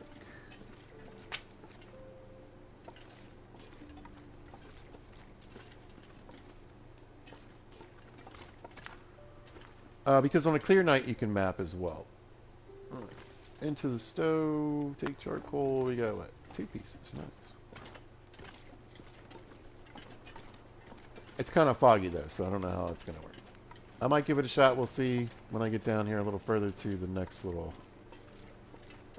point of interest.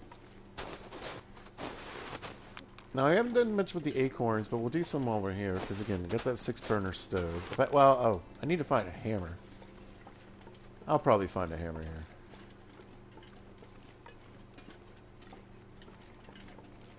Got some more deer, more bun-buns down there. I don't remember getting wolves up here, but I'm probably... I know they're down by the gas station. I can hear them already.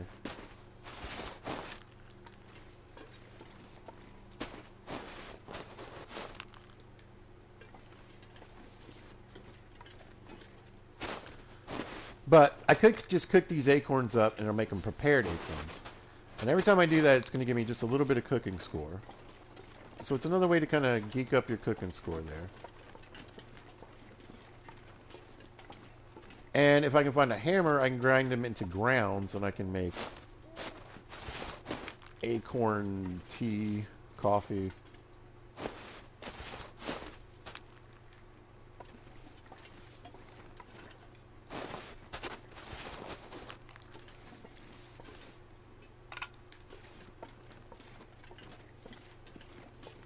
And that gives you mostly just gives you hydration and calories, if I'm being honest. It gives you a tiny fatigue boost. A very small fatigue boost. The way I look at it, you know, a lot of times, especially in the harder difficulties, you can make a bunch of teas, and you're probably going to end up using them for hydration, but also calories more than you're going to be using them for like medicines. But if you want to keep some of your teas that help you as antibiotics, you know, pain relief, I figure these are the most drinkable things because all it really does is give you that little energy boost.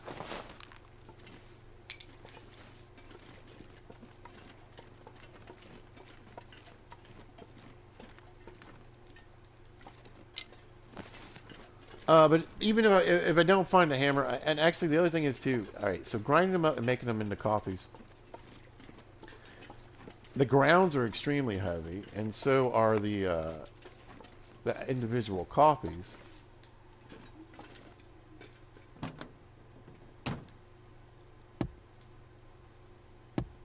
So it's actually lighter weight to transfer them as either just the acorns or the prepared acorns.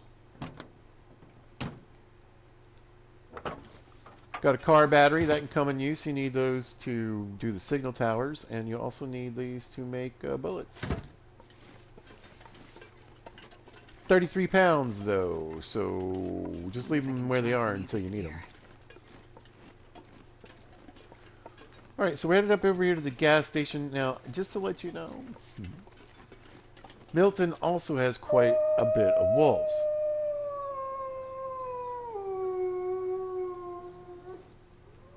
And they really like this gas station.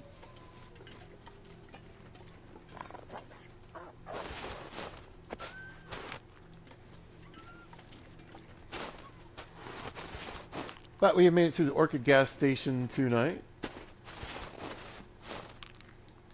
A little bit of that. We got our acorns. Now, this is locked. So you have to have a pry bar in your inventory when you come here. If you don't, you can't get in. There's two ways to get in. I hear a deer nearby. We might spook it and drive it into the wolves. Or you might just get eaten. Now, you can use your pry bar on this back door. But I think it's kind of a waste. Because I think it never really it actually becomes open.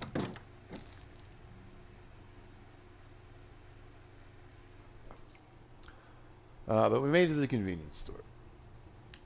Oh, I forgot to fill up my lantern with fuel before I left. Something else I should have done, huh? So I'll keep my eye out for some fuel.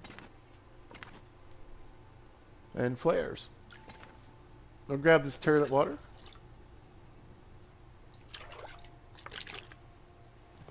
Got a pistol book.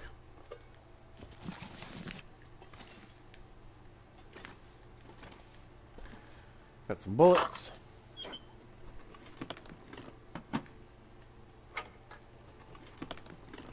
This will come in handy. Not in this playthrough. Oh, we got a bedroll. In pretty nice shape. There you go, pick it up. Could come in handy if I was making bullets, but I'm not.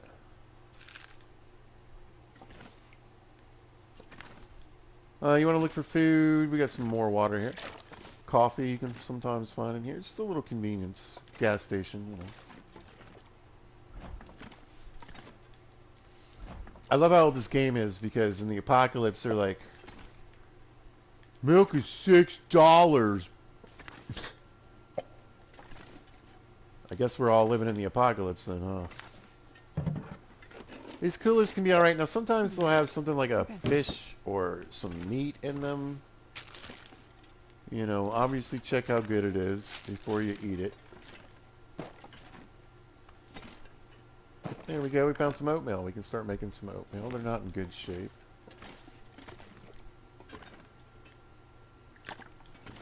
But it's something.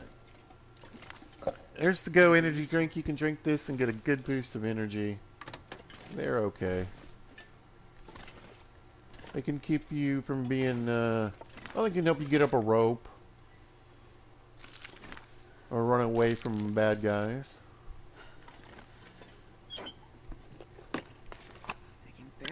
walk with this much gear. I know. That's a good thing. Alright, let's see if we can get some better flour at least. No. All the cooking stuff is just in terrible condition. Which means on Interloper you have like a week or two to make all this stuff and use it. Doesn't make business sense. It's a bag of flour.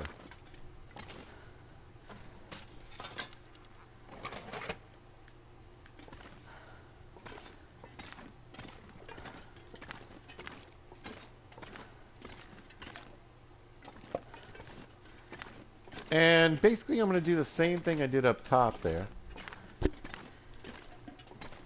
I'm going to leave a bunch of stuff here.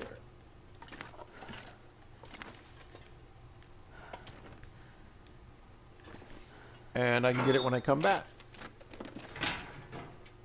So let's turn this off while I'm standing here at these lockers anyway. Leave a book. Leave 2 books actually. I know where I'm going. It's got a bunch of books. We'll take these with us in case we get the opportunity to read those. So actually what I'll probably do is I'm going to put away my rifle book. And we'll keep those 2. Again, can come in handy. It's not in very good shape though.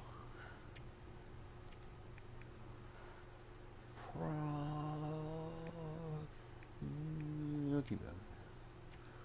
Alright, dog food. Any of this garbage food.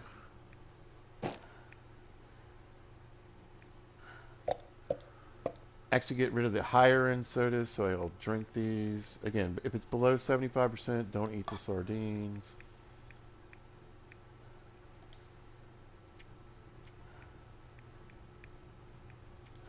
I don't have a pistol.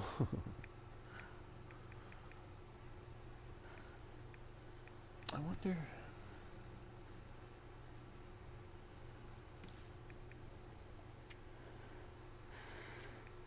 Alright, I'll leave the feathers. We're still at 109 pounds, unfortunately. I could probably leave a good bit more of this food here.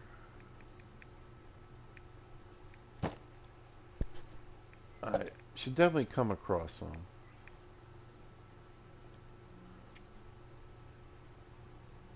Oh, believe it or not, that bird weighs like 6 pounds. Oh, ridiculous. 3 pounds.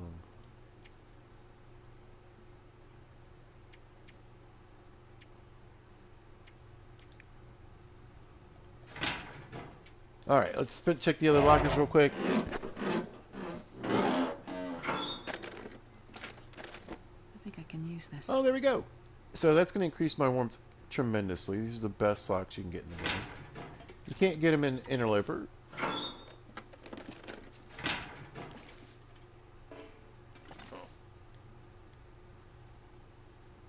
Looks like that's going to do it for shelves.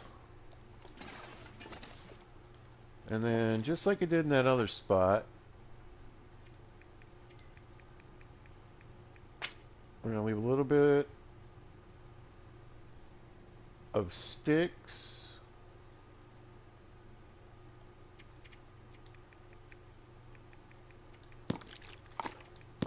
And a little bit of water. In fact, let's get ourselves under 100 pounds. There we go. Oh, god dang it. The menus on this game.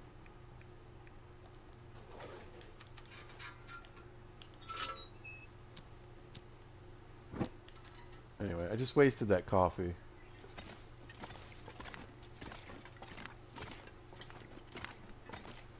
Be better oats. Well, this stuff will come in handy. Finally. Alright. So I was going to say anyway, I've got all this extra fatigue because of the way I slept through the day and had the blizzard and everything. So I was going to walk to my main destination here anyway. But now I'm especially going to do it because I just drank that coffee because sometimes it leaves you in the menus and sometimes it doesn't.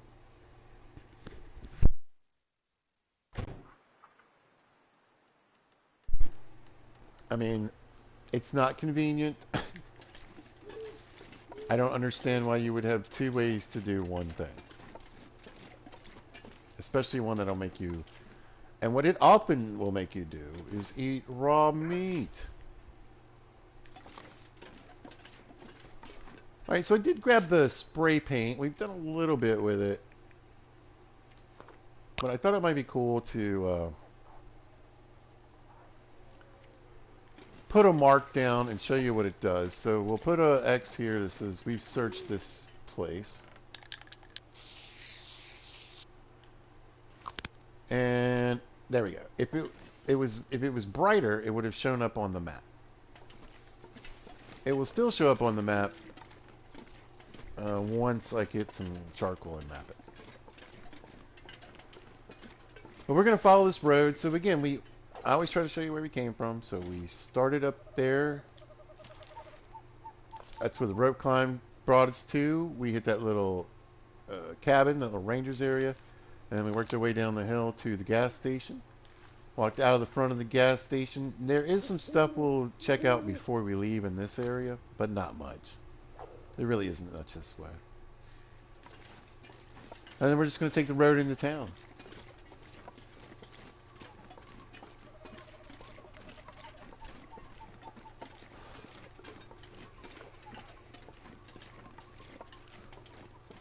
Town of Milton. This place is one of those places that has buildings that could be up or down. It is totally random. I could get a bunch of houses in Interloper and have hardly hit any here in Pilgrim mode. Or it could be the reverse. I could have a ton of houses here in Pilgrim mode and have hardly any in Interloper. It's random. But we are looking for structures like this one here. That is standing, hasn't been destroyed by the earthquake and fires, and isn't boarded up, because some of these may be standing but be boarded up. So this is a perfectly good loot opportunity, is what I'm pointing out. There's a couple back there. Not looking too shabby so far. We got some of these are boarded up though.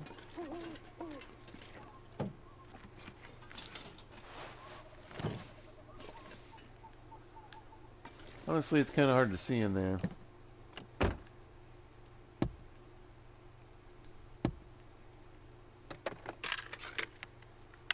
I'll take it. We'll take the chips.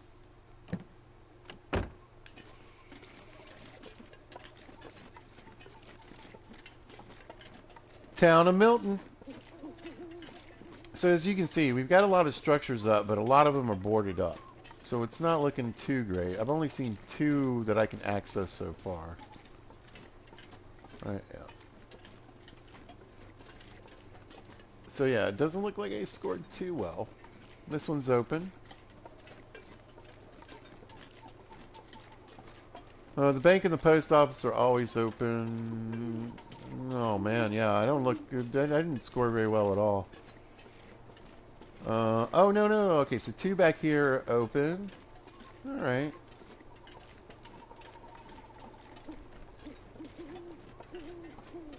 Let's look down the road here. There are at least structures.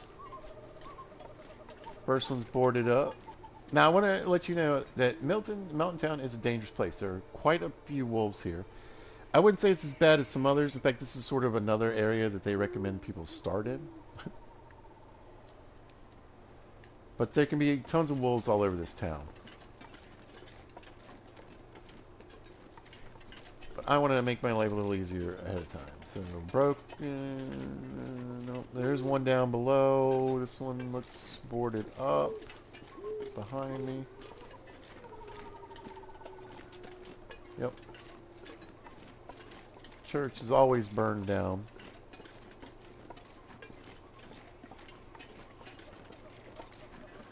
But I'm going to run out into this little middle area by this water tower, the Milton water tower here. And you can see the bunnies running around in here. And just to make sure we got a good lunch going, I forget where I usually set them. Anyway, usually just try to look to see where the bunnies were. And set your traps up in that area.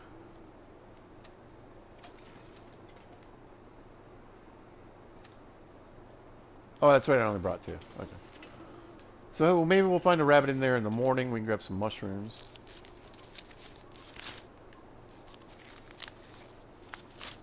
And I'll try to gather up as much harvestables as I can while I'm here. And just to give you an idea of how much is around here.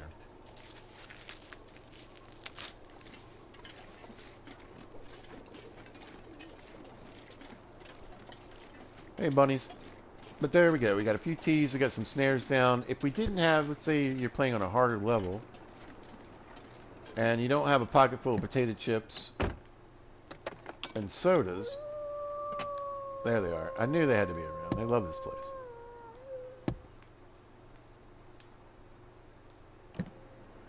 We'd at least be working on trying to get some food for the morning. Alright, so this is Grey Mother's house. It's important to the story mode. It can be a good loot location and a good place to base, although I would rather base somewhere else. For a main base, maybe further down on one of the ends here, because the wolves can literally, you can walk out this front door and they can be right up here by your porch. Yeah. So gas station's sort of the furthest thing away from anything, but it's got a back door and a front door. And that's obviously going to be a bonus. Alright, so we're here in the house. We're just going to go...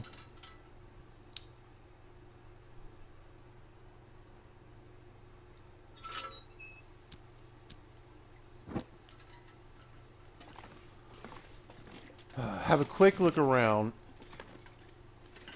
A lot of times you can find cooking pot,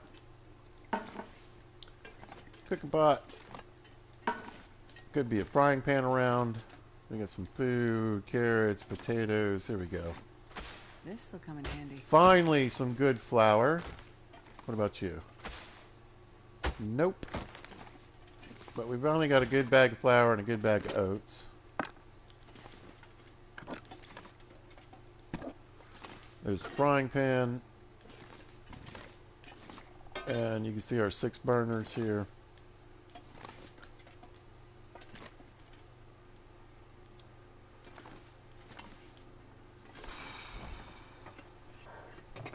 Looks like this has been here a while.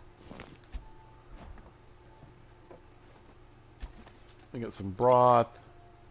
Not in terrible shape. Salt.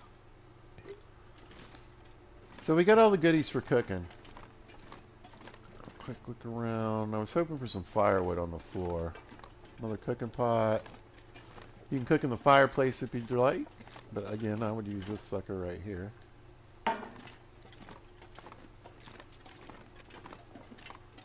Really low on fuel, unfortunately.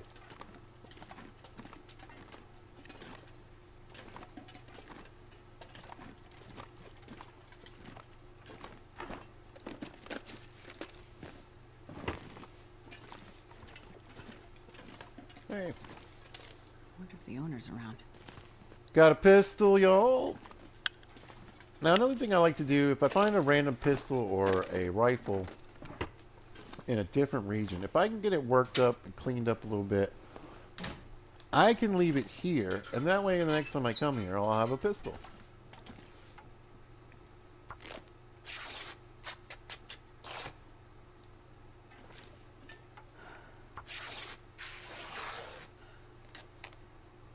But one of the other things I really like to do in Milton is sewing,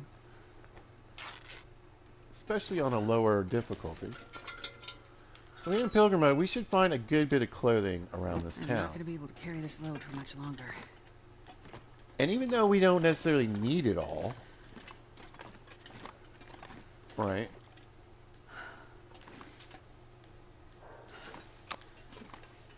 We can repair it. There we go. We got the recipe for Lily's pancakes. So now we can make special pancakes with peaches.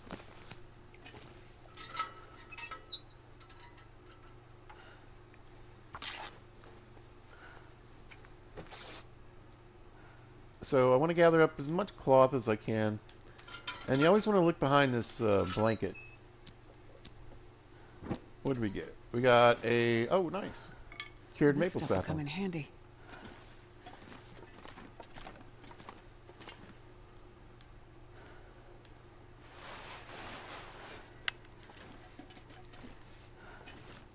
Always look in the bathtub for underwear. I don't know why, but they love to hide underwear in the bathtub in this game.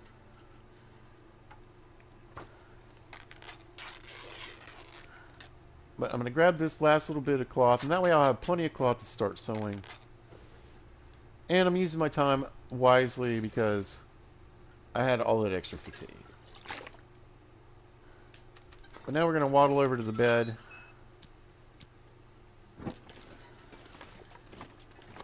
This is close enough for tonight. There we go. Let's see. What's kind of crap? We'll eat that. That's about 60%. Get rid of that. Don't need that. 53%. 60%. 61%. I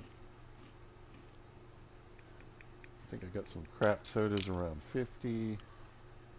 Yeah, I should have drank those before I topped off my food, but I didn't. There we go.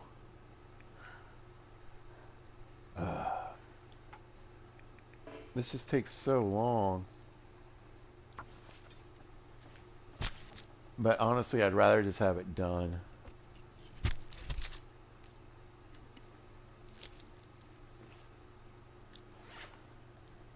Alright. We're going to go for like 6 hours.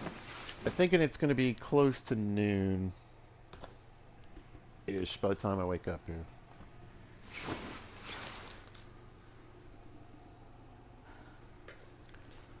Not too bad. Didn't quite get fully rested either, though.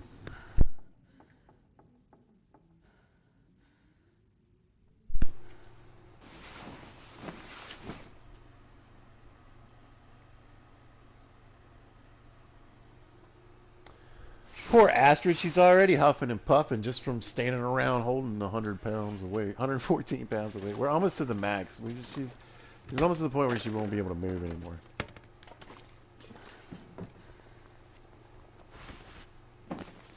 But any bit of clothing I can get my hands on here, I want to grab it, I want to collect it, and I want to bring it back here. And I'm just going to spend an entire day sewing everything at least once that takes one piece of cloth. I got those new socks I want to get cleaned up and put on. They're probably better than even these socks at 100%. No, not quite. But you can see at 37%, they're almost as good as they are. It's crazy.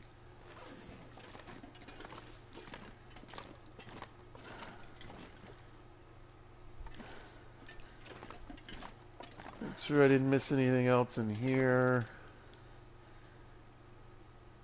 I don't need to worry about the stump remover because it's almost always in here. If I ever got back to the point where I was like, man, I need stump remover. Yeah, I know where it lives.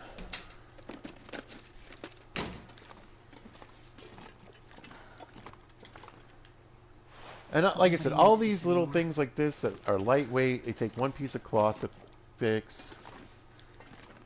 Those are the best things to find. Anything that takes 2 or 3 pieces of cloth, I don't really want to waste the cloth on it, you know? I mean, if I found a really nice piece of gear that I didn't want to get ruined, I might fix it, but...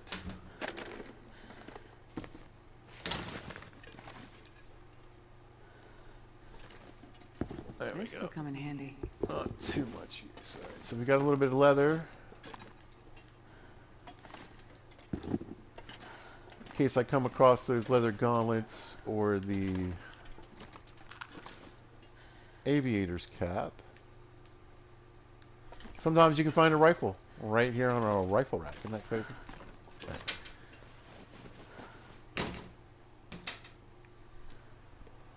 So the way that I distribute things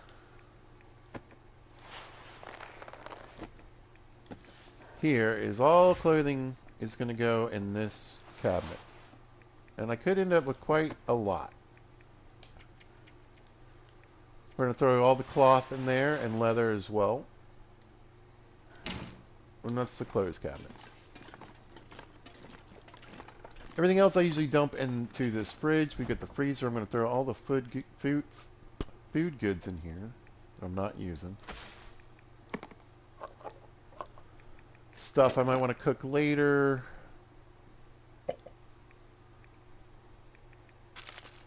Stuff I don't want to eat in case it might make me sick.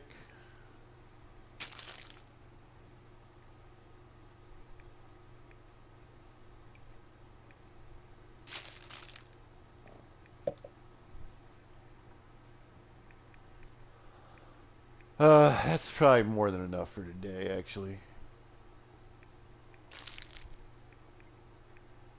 We can even lose a few of these.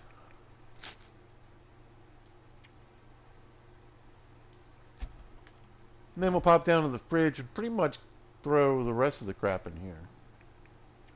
You.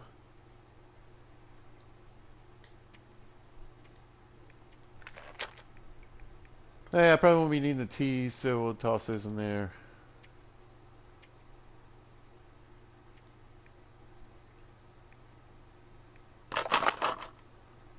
No pistol. You get the idea of the spray paint. I think I'll drop down to the carcass harvesting book because it has 10 hours, so if I can work on it. I want to work on that. This is already dried, so I'll stick that in there. We've got all the down now I need for my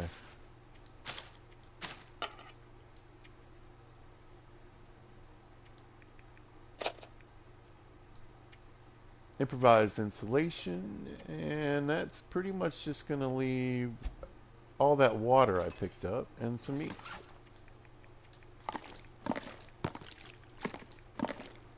Speaking of which, I guess I'll pop this soda, huh? Sometimes you get a fail, so that barely gave me any hydration or calories. That one, both of those are crap.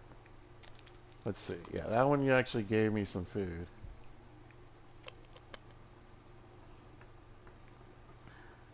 So yeah, my little stash of food went pretty quick, didn't it?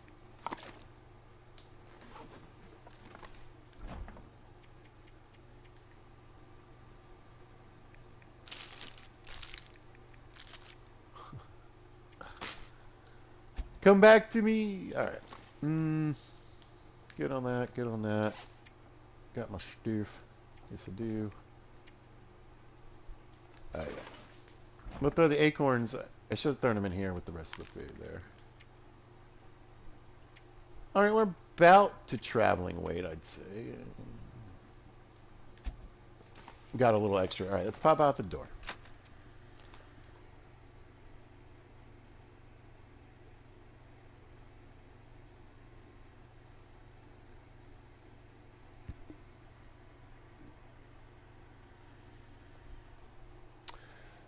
Sorry, I was looking at the phone. Hold on.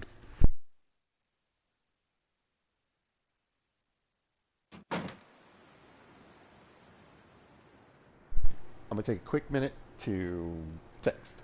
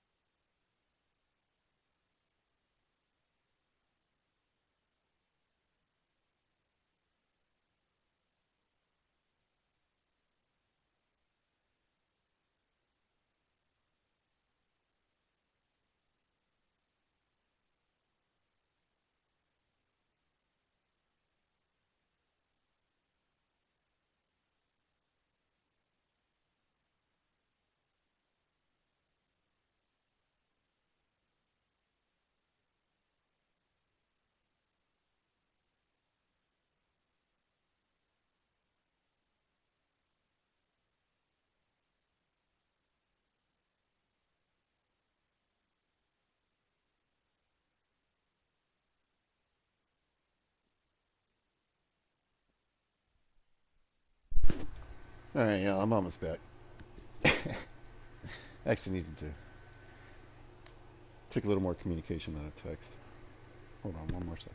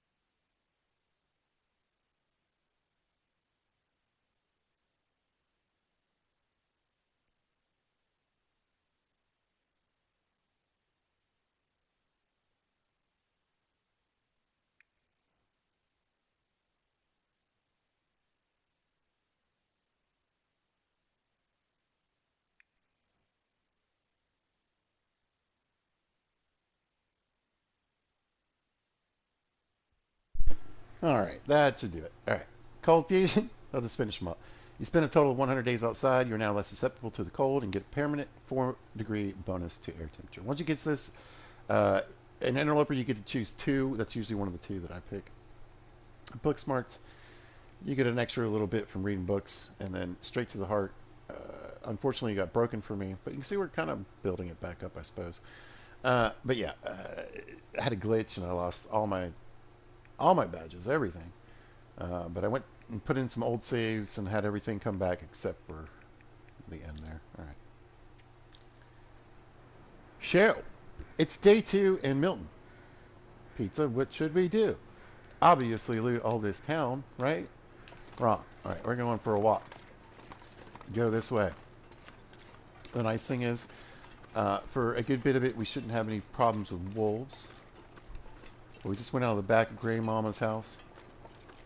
And we're just going to run up this hill right by the post office. You can see it's got a path and a little wooden marking area. And look, it's even telling us what's up here. There's a radio tower up here. So this is one of the towers that you can turn on for the Signal Tower DLC. Now, unfortunately, I don't have the walkie-talkie. So even though I could assemble this, it wouldn't really do me any good.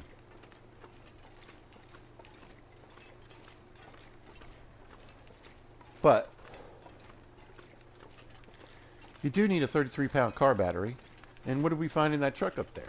Well, that's right. So hopefully there's some in some of the vehicles that are closer by.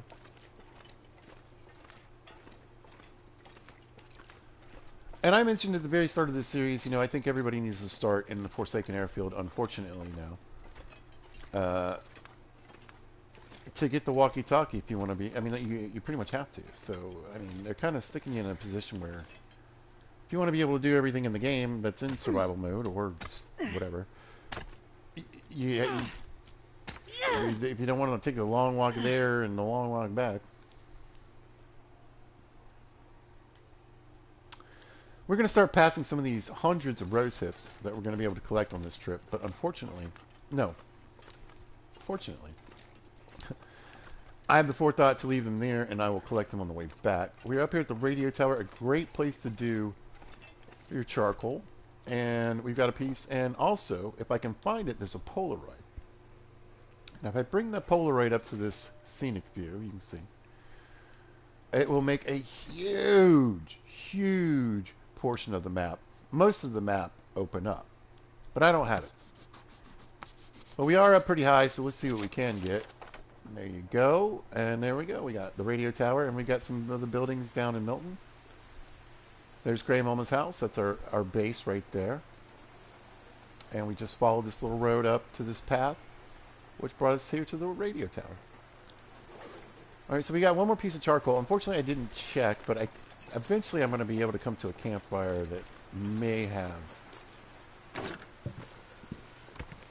Best be prepared for anything.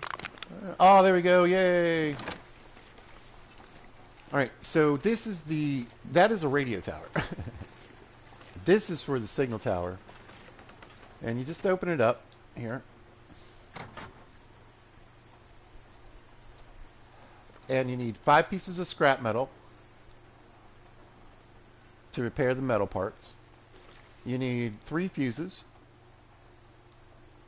2 wires, and a car battery. And then you can throw the switch. And it will generate an aurora at night automatically every single time that you throw that switch. And then that night, if you're brave enough, or you're on pilgrim mode, you go looking for it.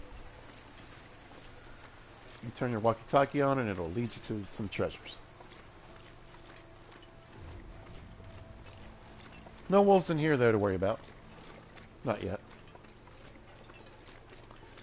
But there is this cave, and this cave can have some pretty intense loot in it. Of course, random generation, right? It could have nothing. But I believe you can find a bedroll here, you can find a rifle here, you can find all kinds of good stuff. And look at all this coal. Right. We'll grab a couple of pieces to take with me. And, oh, see? We got a pistol. Ooh, look at that. 96%.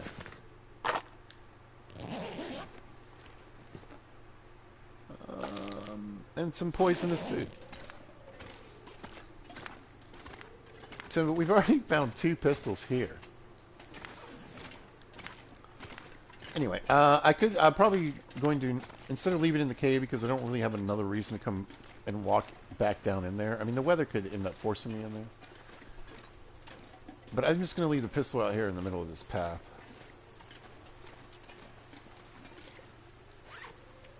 Because basically I'm going into an area that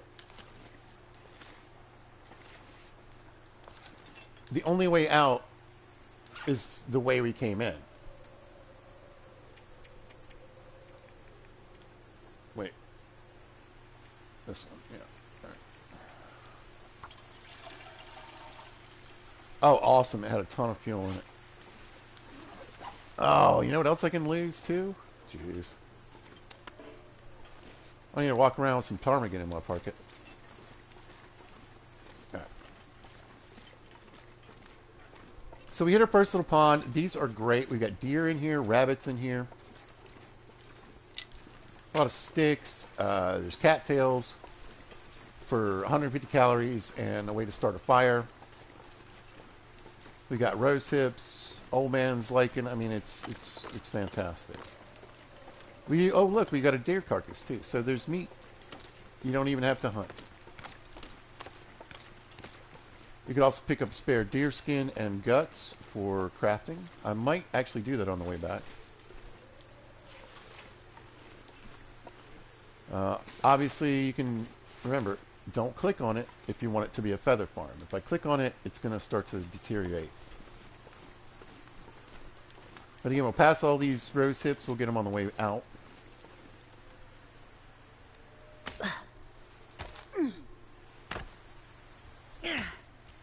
Again, because... Jesus, bastard. Because we're definitely going to have to come back this way. Alright, so now we're entering an area where there can be wolves, but they're usually a bit further ahead. Doesn't mean it's not in here, but they usually are further ahead.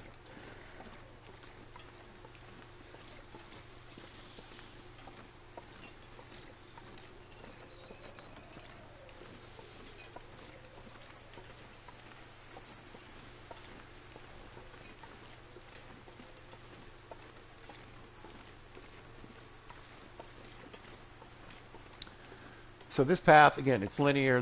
We didn't miss anything. It's going to lead me to the second pond, which I don't think has deer, but has there's tons of rabbits. So if you want to run rabbit traps, Milton is a really good place to do that. More rose hips. And the wolf or wolves are usually up on that hill when you first get here. There's the buns. plenty of rocks, and then we got more sticks and cattails. Yes, yes, got a few cattails. Oh, and another dead deer. So I mean, I don't know. I think this would. I've actually camped at the final location that we're headed to.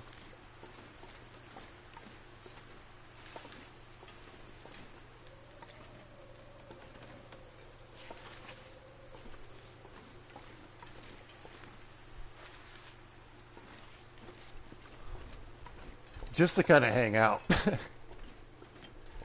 It might happen today because it's getting a little late. We'll see. It depends on the weather.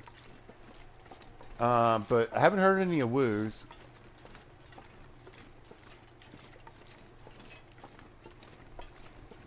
Turn my headphones up. So I don't know if he's in here or not. I don't think so. I mean, that always could be the case. But the other good news... Wait, did they change this?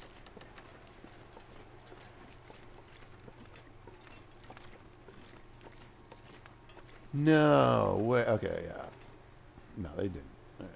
So the wolf can't get you past this wing, right? So once you get down here, no more wolves. You're safe. It's only the weather. Oh, good. All right, so I talked about these ear wraps before. Why they're super helpful. They help protect the moose hide bag is the main reason I use them. But of course, they've also got... Oh, it's frozen. They've also got the 1.8 degrees of warmth, which is nice, and a little bit of windproofing.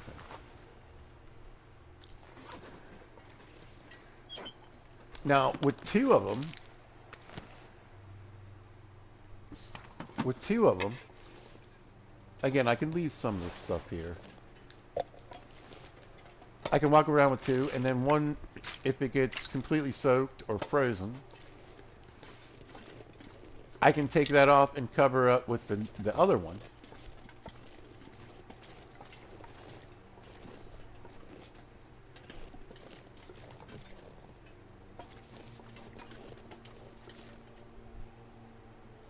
I'll take it.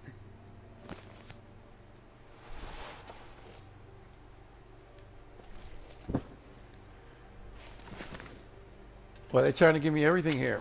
Pistols, bedrolls. Let's see if we get a rifle while we're here. Oh. Ooh, we want to get over there. All right, so I talked about the rabbit skin hat and the gloves having counterparts.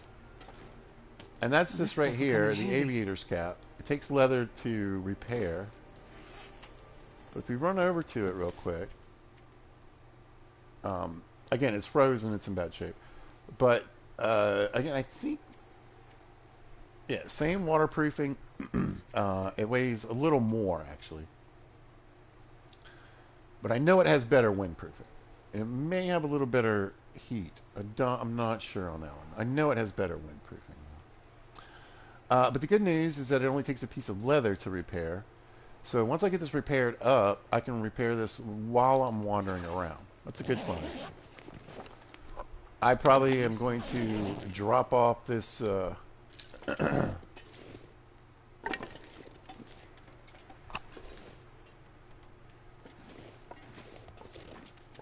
rabbit skin hat here, and I probably won't do anything with it again until something bad happens, or ever at all.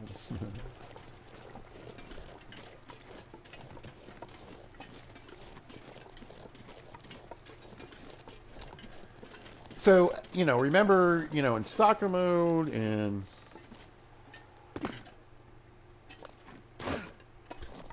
interloper, you're not going to find as many boots and leather gloves to get leather from.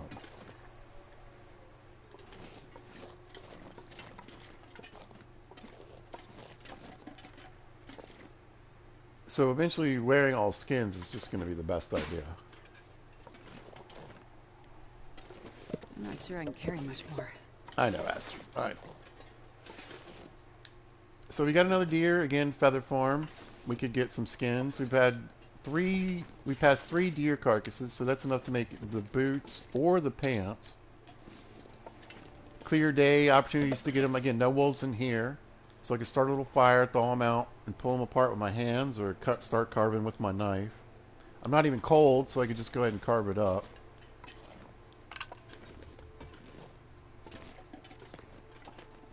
So yeah, only that one deer was in a dangerous spot, and there weren't any wolves.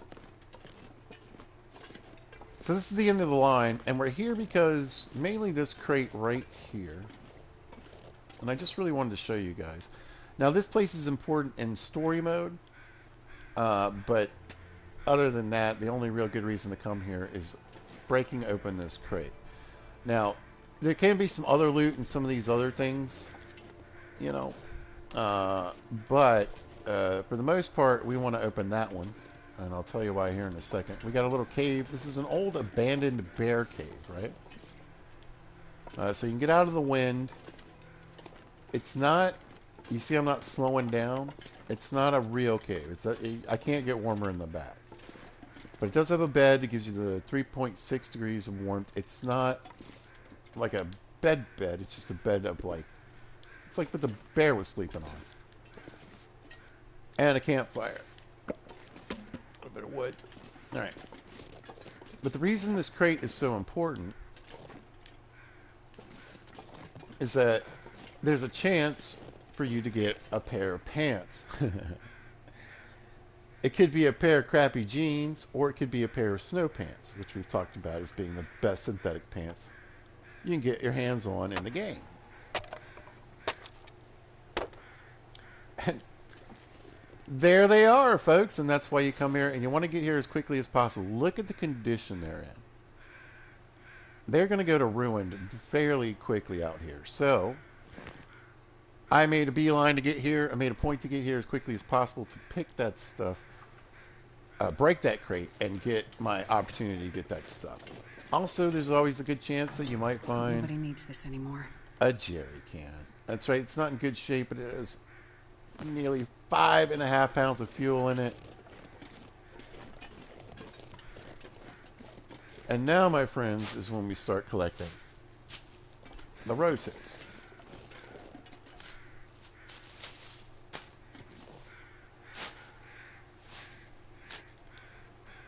Because for what I want to do today, I'm done. I'm going to look in a few of these containers that you can just open. Hope nobody needs this anymore. My goodness. I'm going to drop off a little bit of the... I don't need those. I'm tempted to keep that firewood, though.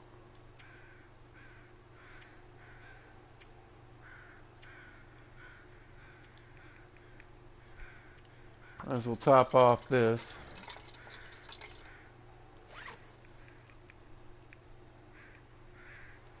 You know, I mean, there's... There we go.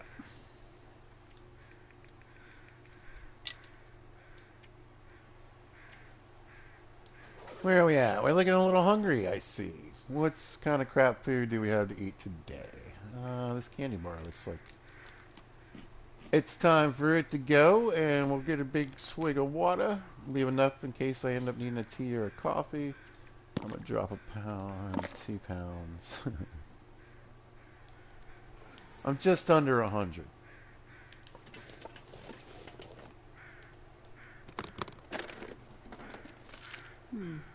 Okay. So again, feel free to cut this up. There might be a snack in there. There might be a piece of leather or something. Remember, anything I can cook, I want to grab.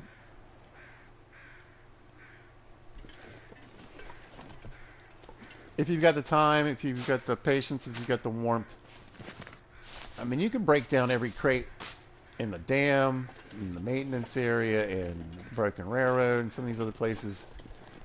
And you can get, I mean, obviously a ton of firewood. This'll come in handy. No, the balaclava. Alright, so if you don't have an outer layer, right, the balaclava can only be worn on the inner layer. It does exactly the same thing as the toque. It's not any warmer. It does have better windproofing. So if you don't have an outer hat and you need, like if you find this day one, it's a great find. Only reason I wear it is because poor Astrid, her face is always so frozen. I literally just grab it for roleplay purposes. Alright. I think I got all the rose hips out of here. It's getting late. We're moving a little slow. We're back over 100 for sure, and we're going to definitely get there when I grab more rose hips on the way out of here. But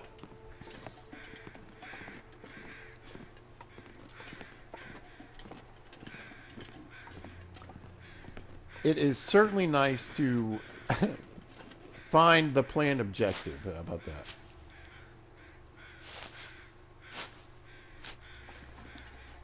But that's why you want to get here and make a beeline for it as soon as possible. They could have been at 7%. And you spend 2 weeks goofing around before you get here. And they're done. So no matter where I start, if I don't have a good pair of pants,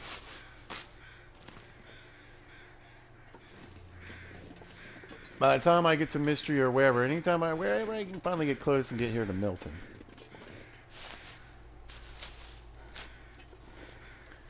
So basically, if I start in Forsaken Airfield, I'm going there, Transfer Pass, Broken Railroad, cut through Forlorn, into Mystery, do some time in Mystery, basically look for the rifle, get out and head straight here for the pants. And remember, if it's a harder difficulty, you might be hoping to get the khakis or the cargo pants, whatever they're called, or the combat.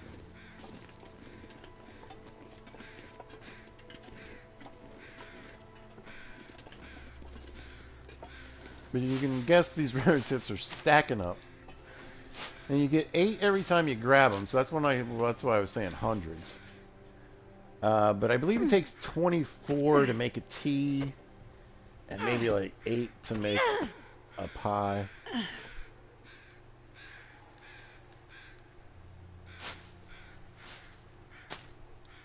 I think rosehip tea is less of an antibiotic, right, and more of it's for pain. Generally speaking, if I didn't have the acorn coffees and I just want to drink a tea for a few calories maybe and some hydration, it's gonna be a rosehip tea. So my point is, I think they're way more useful as a rosehip pie, especially if you don't leave them on your front porch of your base.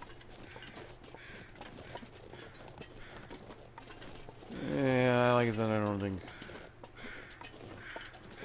we're missing anything too exciting. Should I do the charcoal here? I might.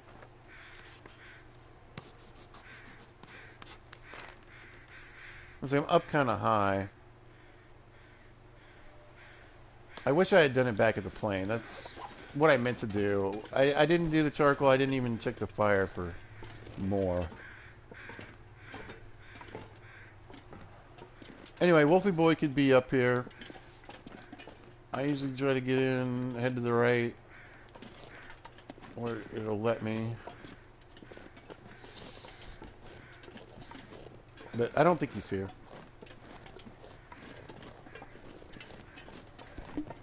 I hear some awoos. Maybe he's a little further down this time. Although we are close to another area on the other side of these rocks that could have wolves in it, and a bear. But we can't get to it.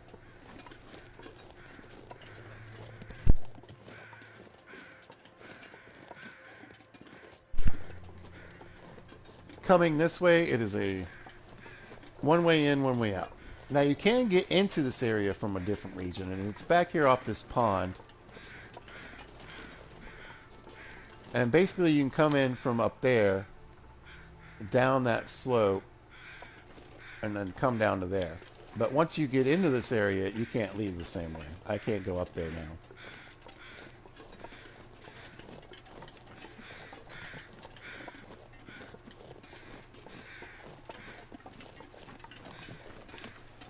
Oh yeah. So I don't know if there's a wolf in the area, or I'm just I'm hearing him from some other place.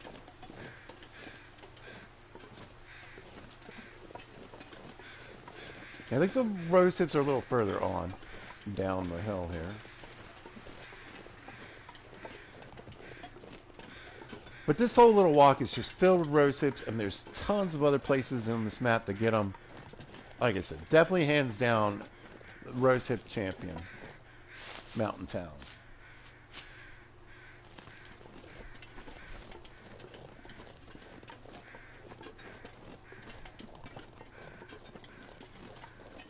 Yep. Definitely was hearing wolves from somewhere else.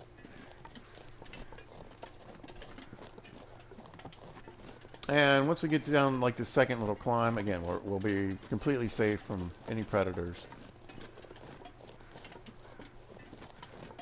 that could want to do us harm.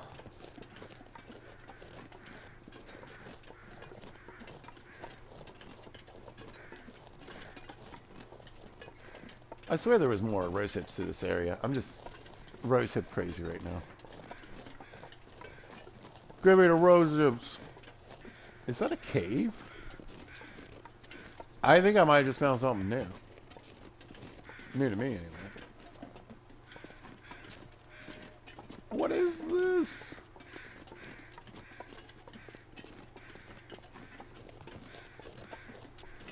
Wait a minute, wait a minute. Isn't there another way in? This might be taking me out of mystery. Excuse me. I need a sip of caffeinated beverage.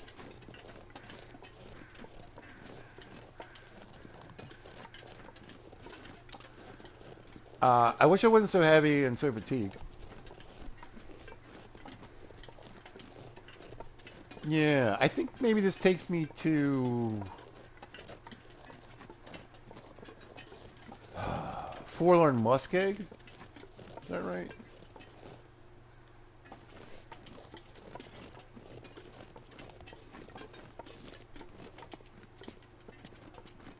Little cave, little coal. I was hoping there might be a little fire up in there. Alright, how much further do I want to go?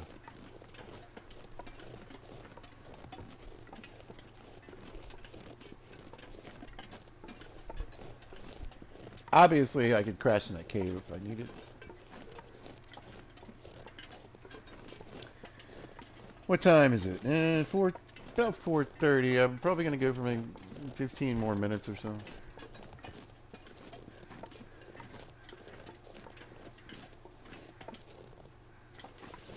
Oh, what? Okay. No.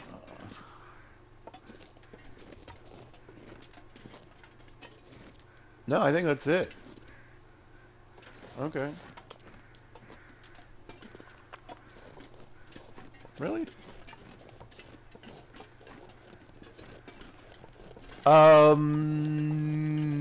Excitement for me because it's a new place I haven't been to before here in Milton. I thought I had been pretty much everywhere in Milton.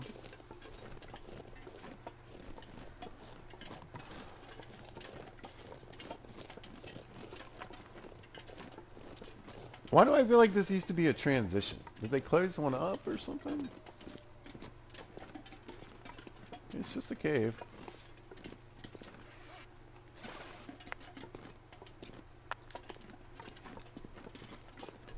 Oh well. I'm excited. Like I said, I mean, well, I think it's cool I found something I haven't seen before. I can't really think of any reason for this to be here unless they're going to make it a transition to somewhere else at some other time. Which could be the case.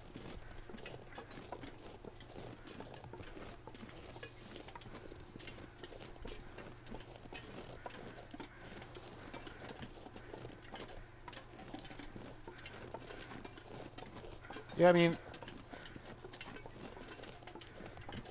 it's not like there was a rope climb or something, you know?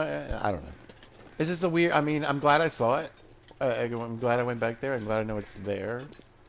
I feel like one day it'll be like, oh, and then they added a new map and you can get to it from here.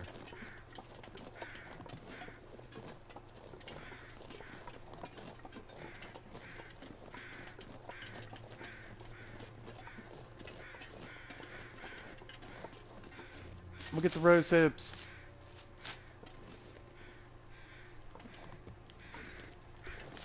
But anyway, if you've made it this long, and again, I had a few people join me. Always appreciate it. But thank you so much. And Tangerine's been saying hi lately. Thank you, Tangerine.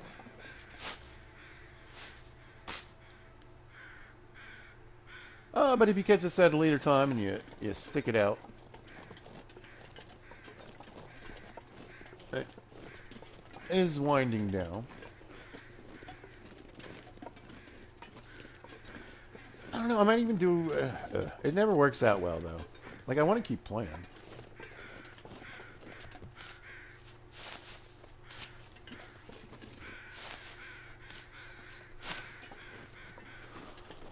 I've actually got. Well, no, I actually got stuff to do tonight. Anyway, I'd like to keep playing in the long dark here, but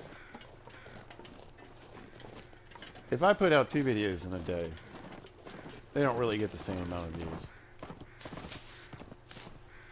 But if I put 2 videos out on the same series, or if I make 2 Minecraft videos, 2 Long Dark videos, one of them is just hardly ever. Nobody looks at it.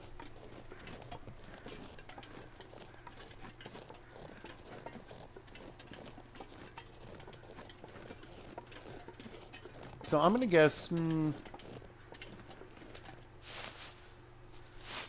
I don't feel there was quite as many rosehip bushes or something. Anyway, I'm gonna guess I'm at least heading towards 300. This pack is getting too heavy to carry. But again, what I did was use the weather to my advantage and use Pilgrim mode to my advantage. And you certainly want to do that, guys.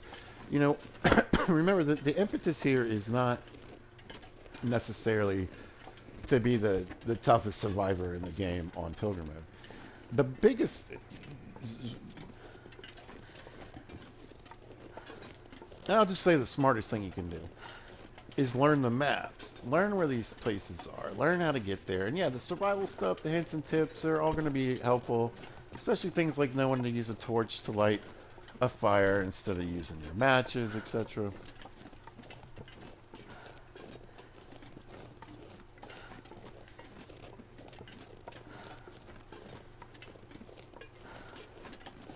But hopefully you're learning, if you're watching these, a little bit on how to get around.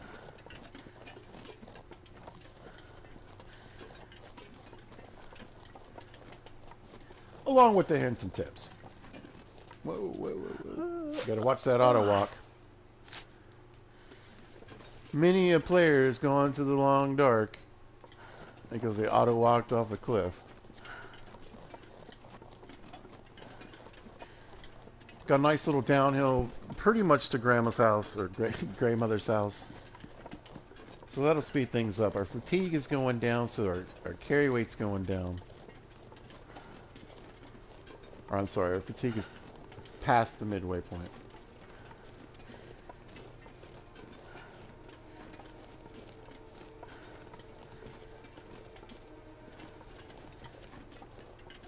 So yeah, it's nice that this return trip is downhill because I'm super heavy. 114 pounds worth of gear, but I've got a hat to fix and replace. It's going to add a little weight.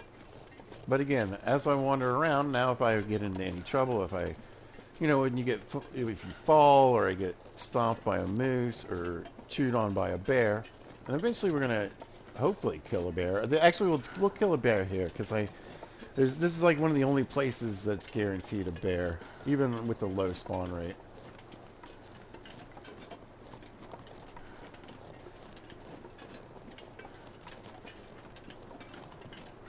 I'm a quick peek in this tool shed. There's a tool chest, so guess what? Sometimes you can find something like a hacksaw.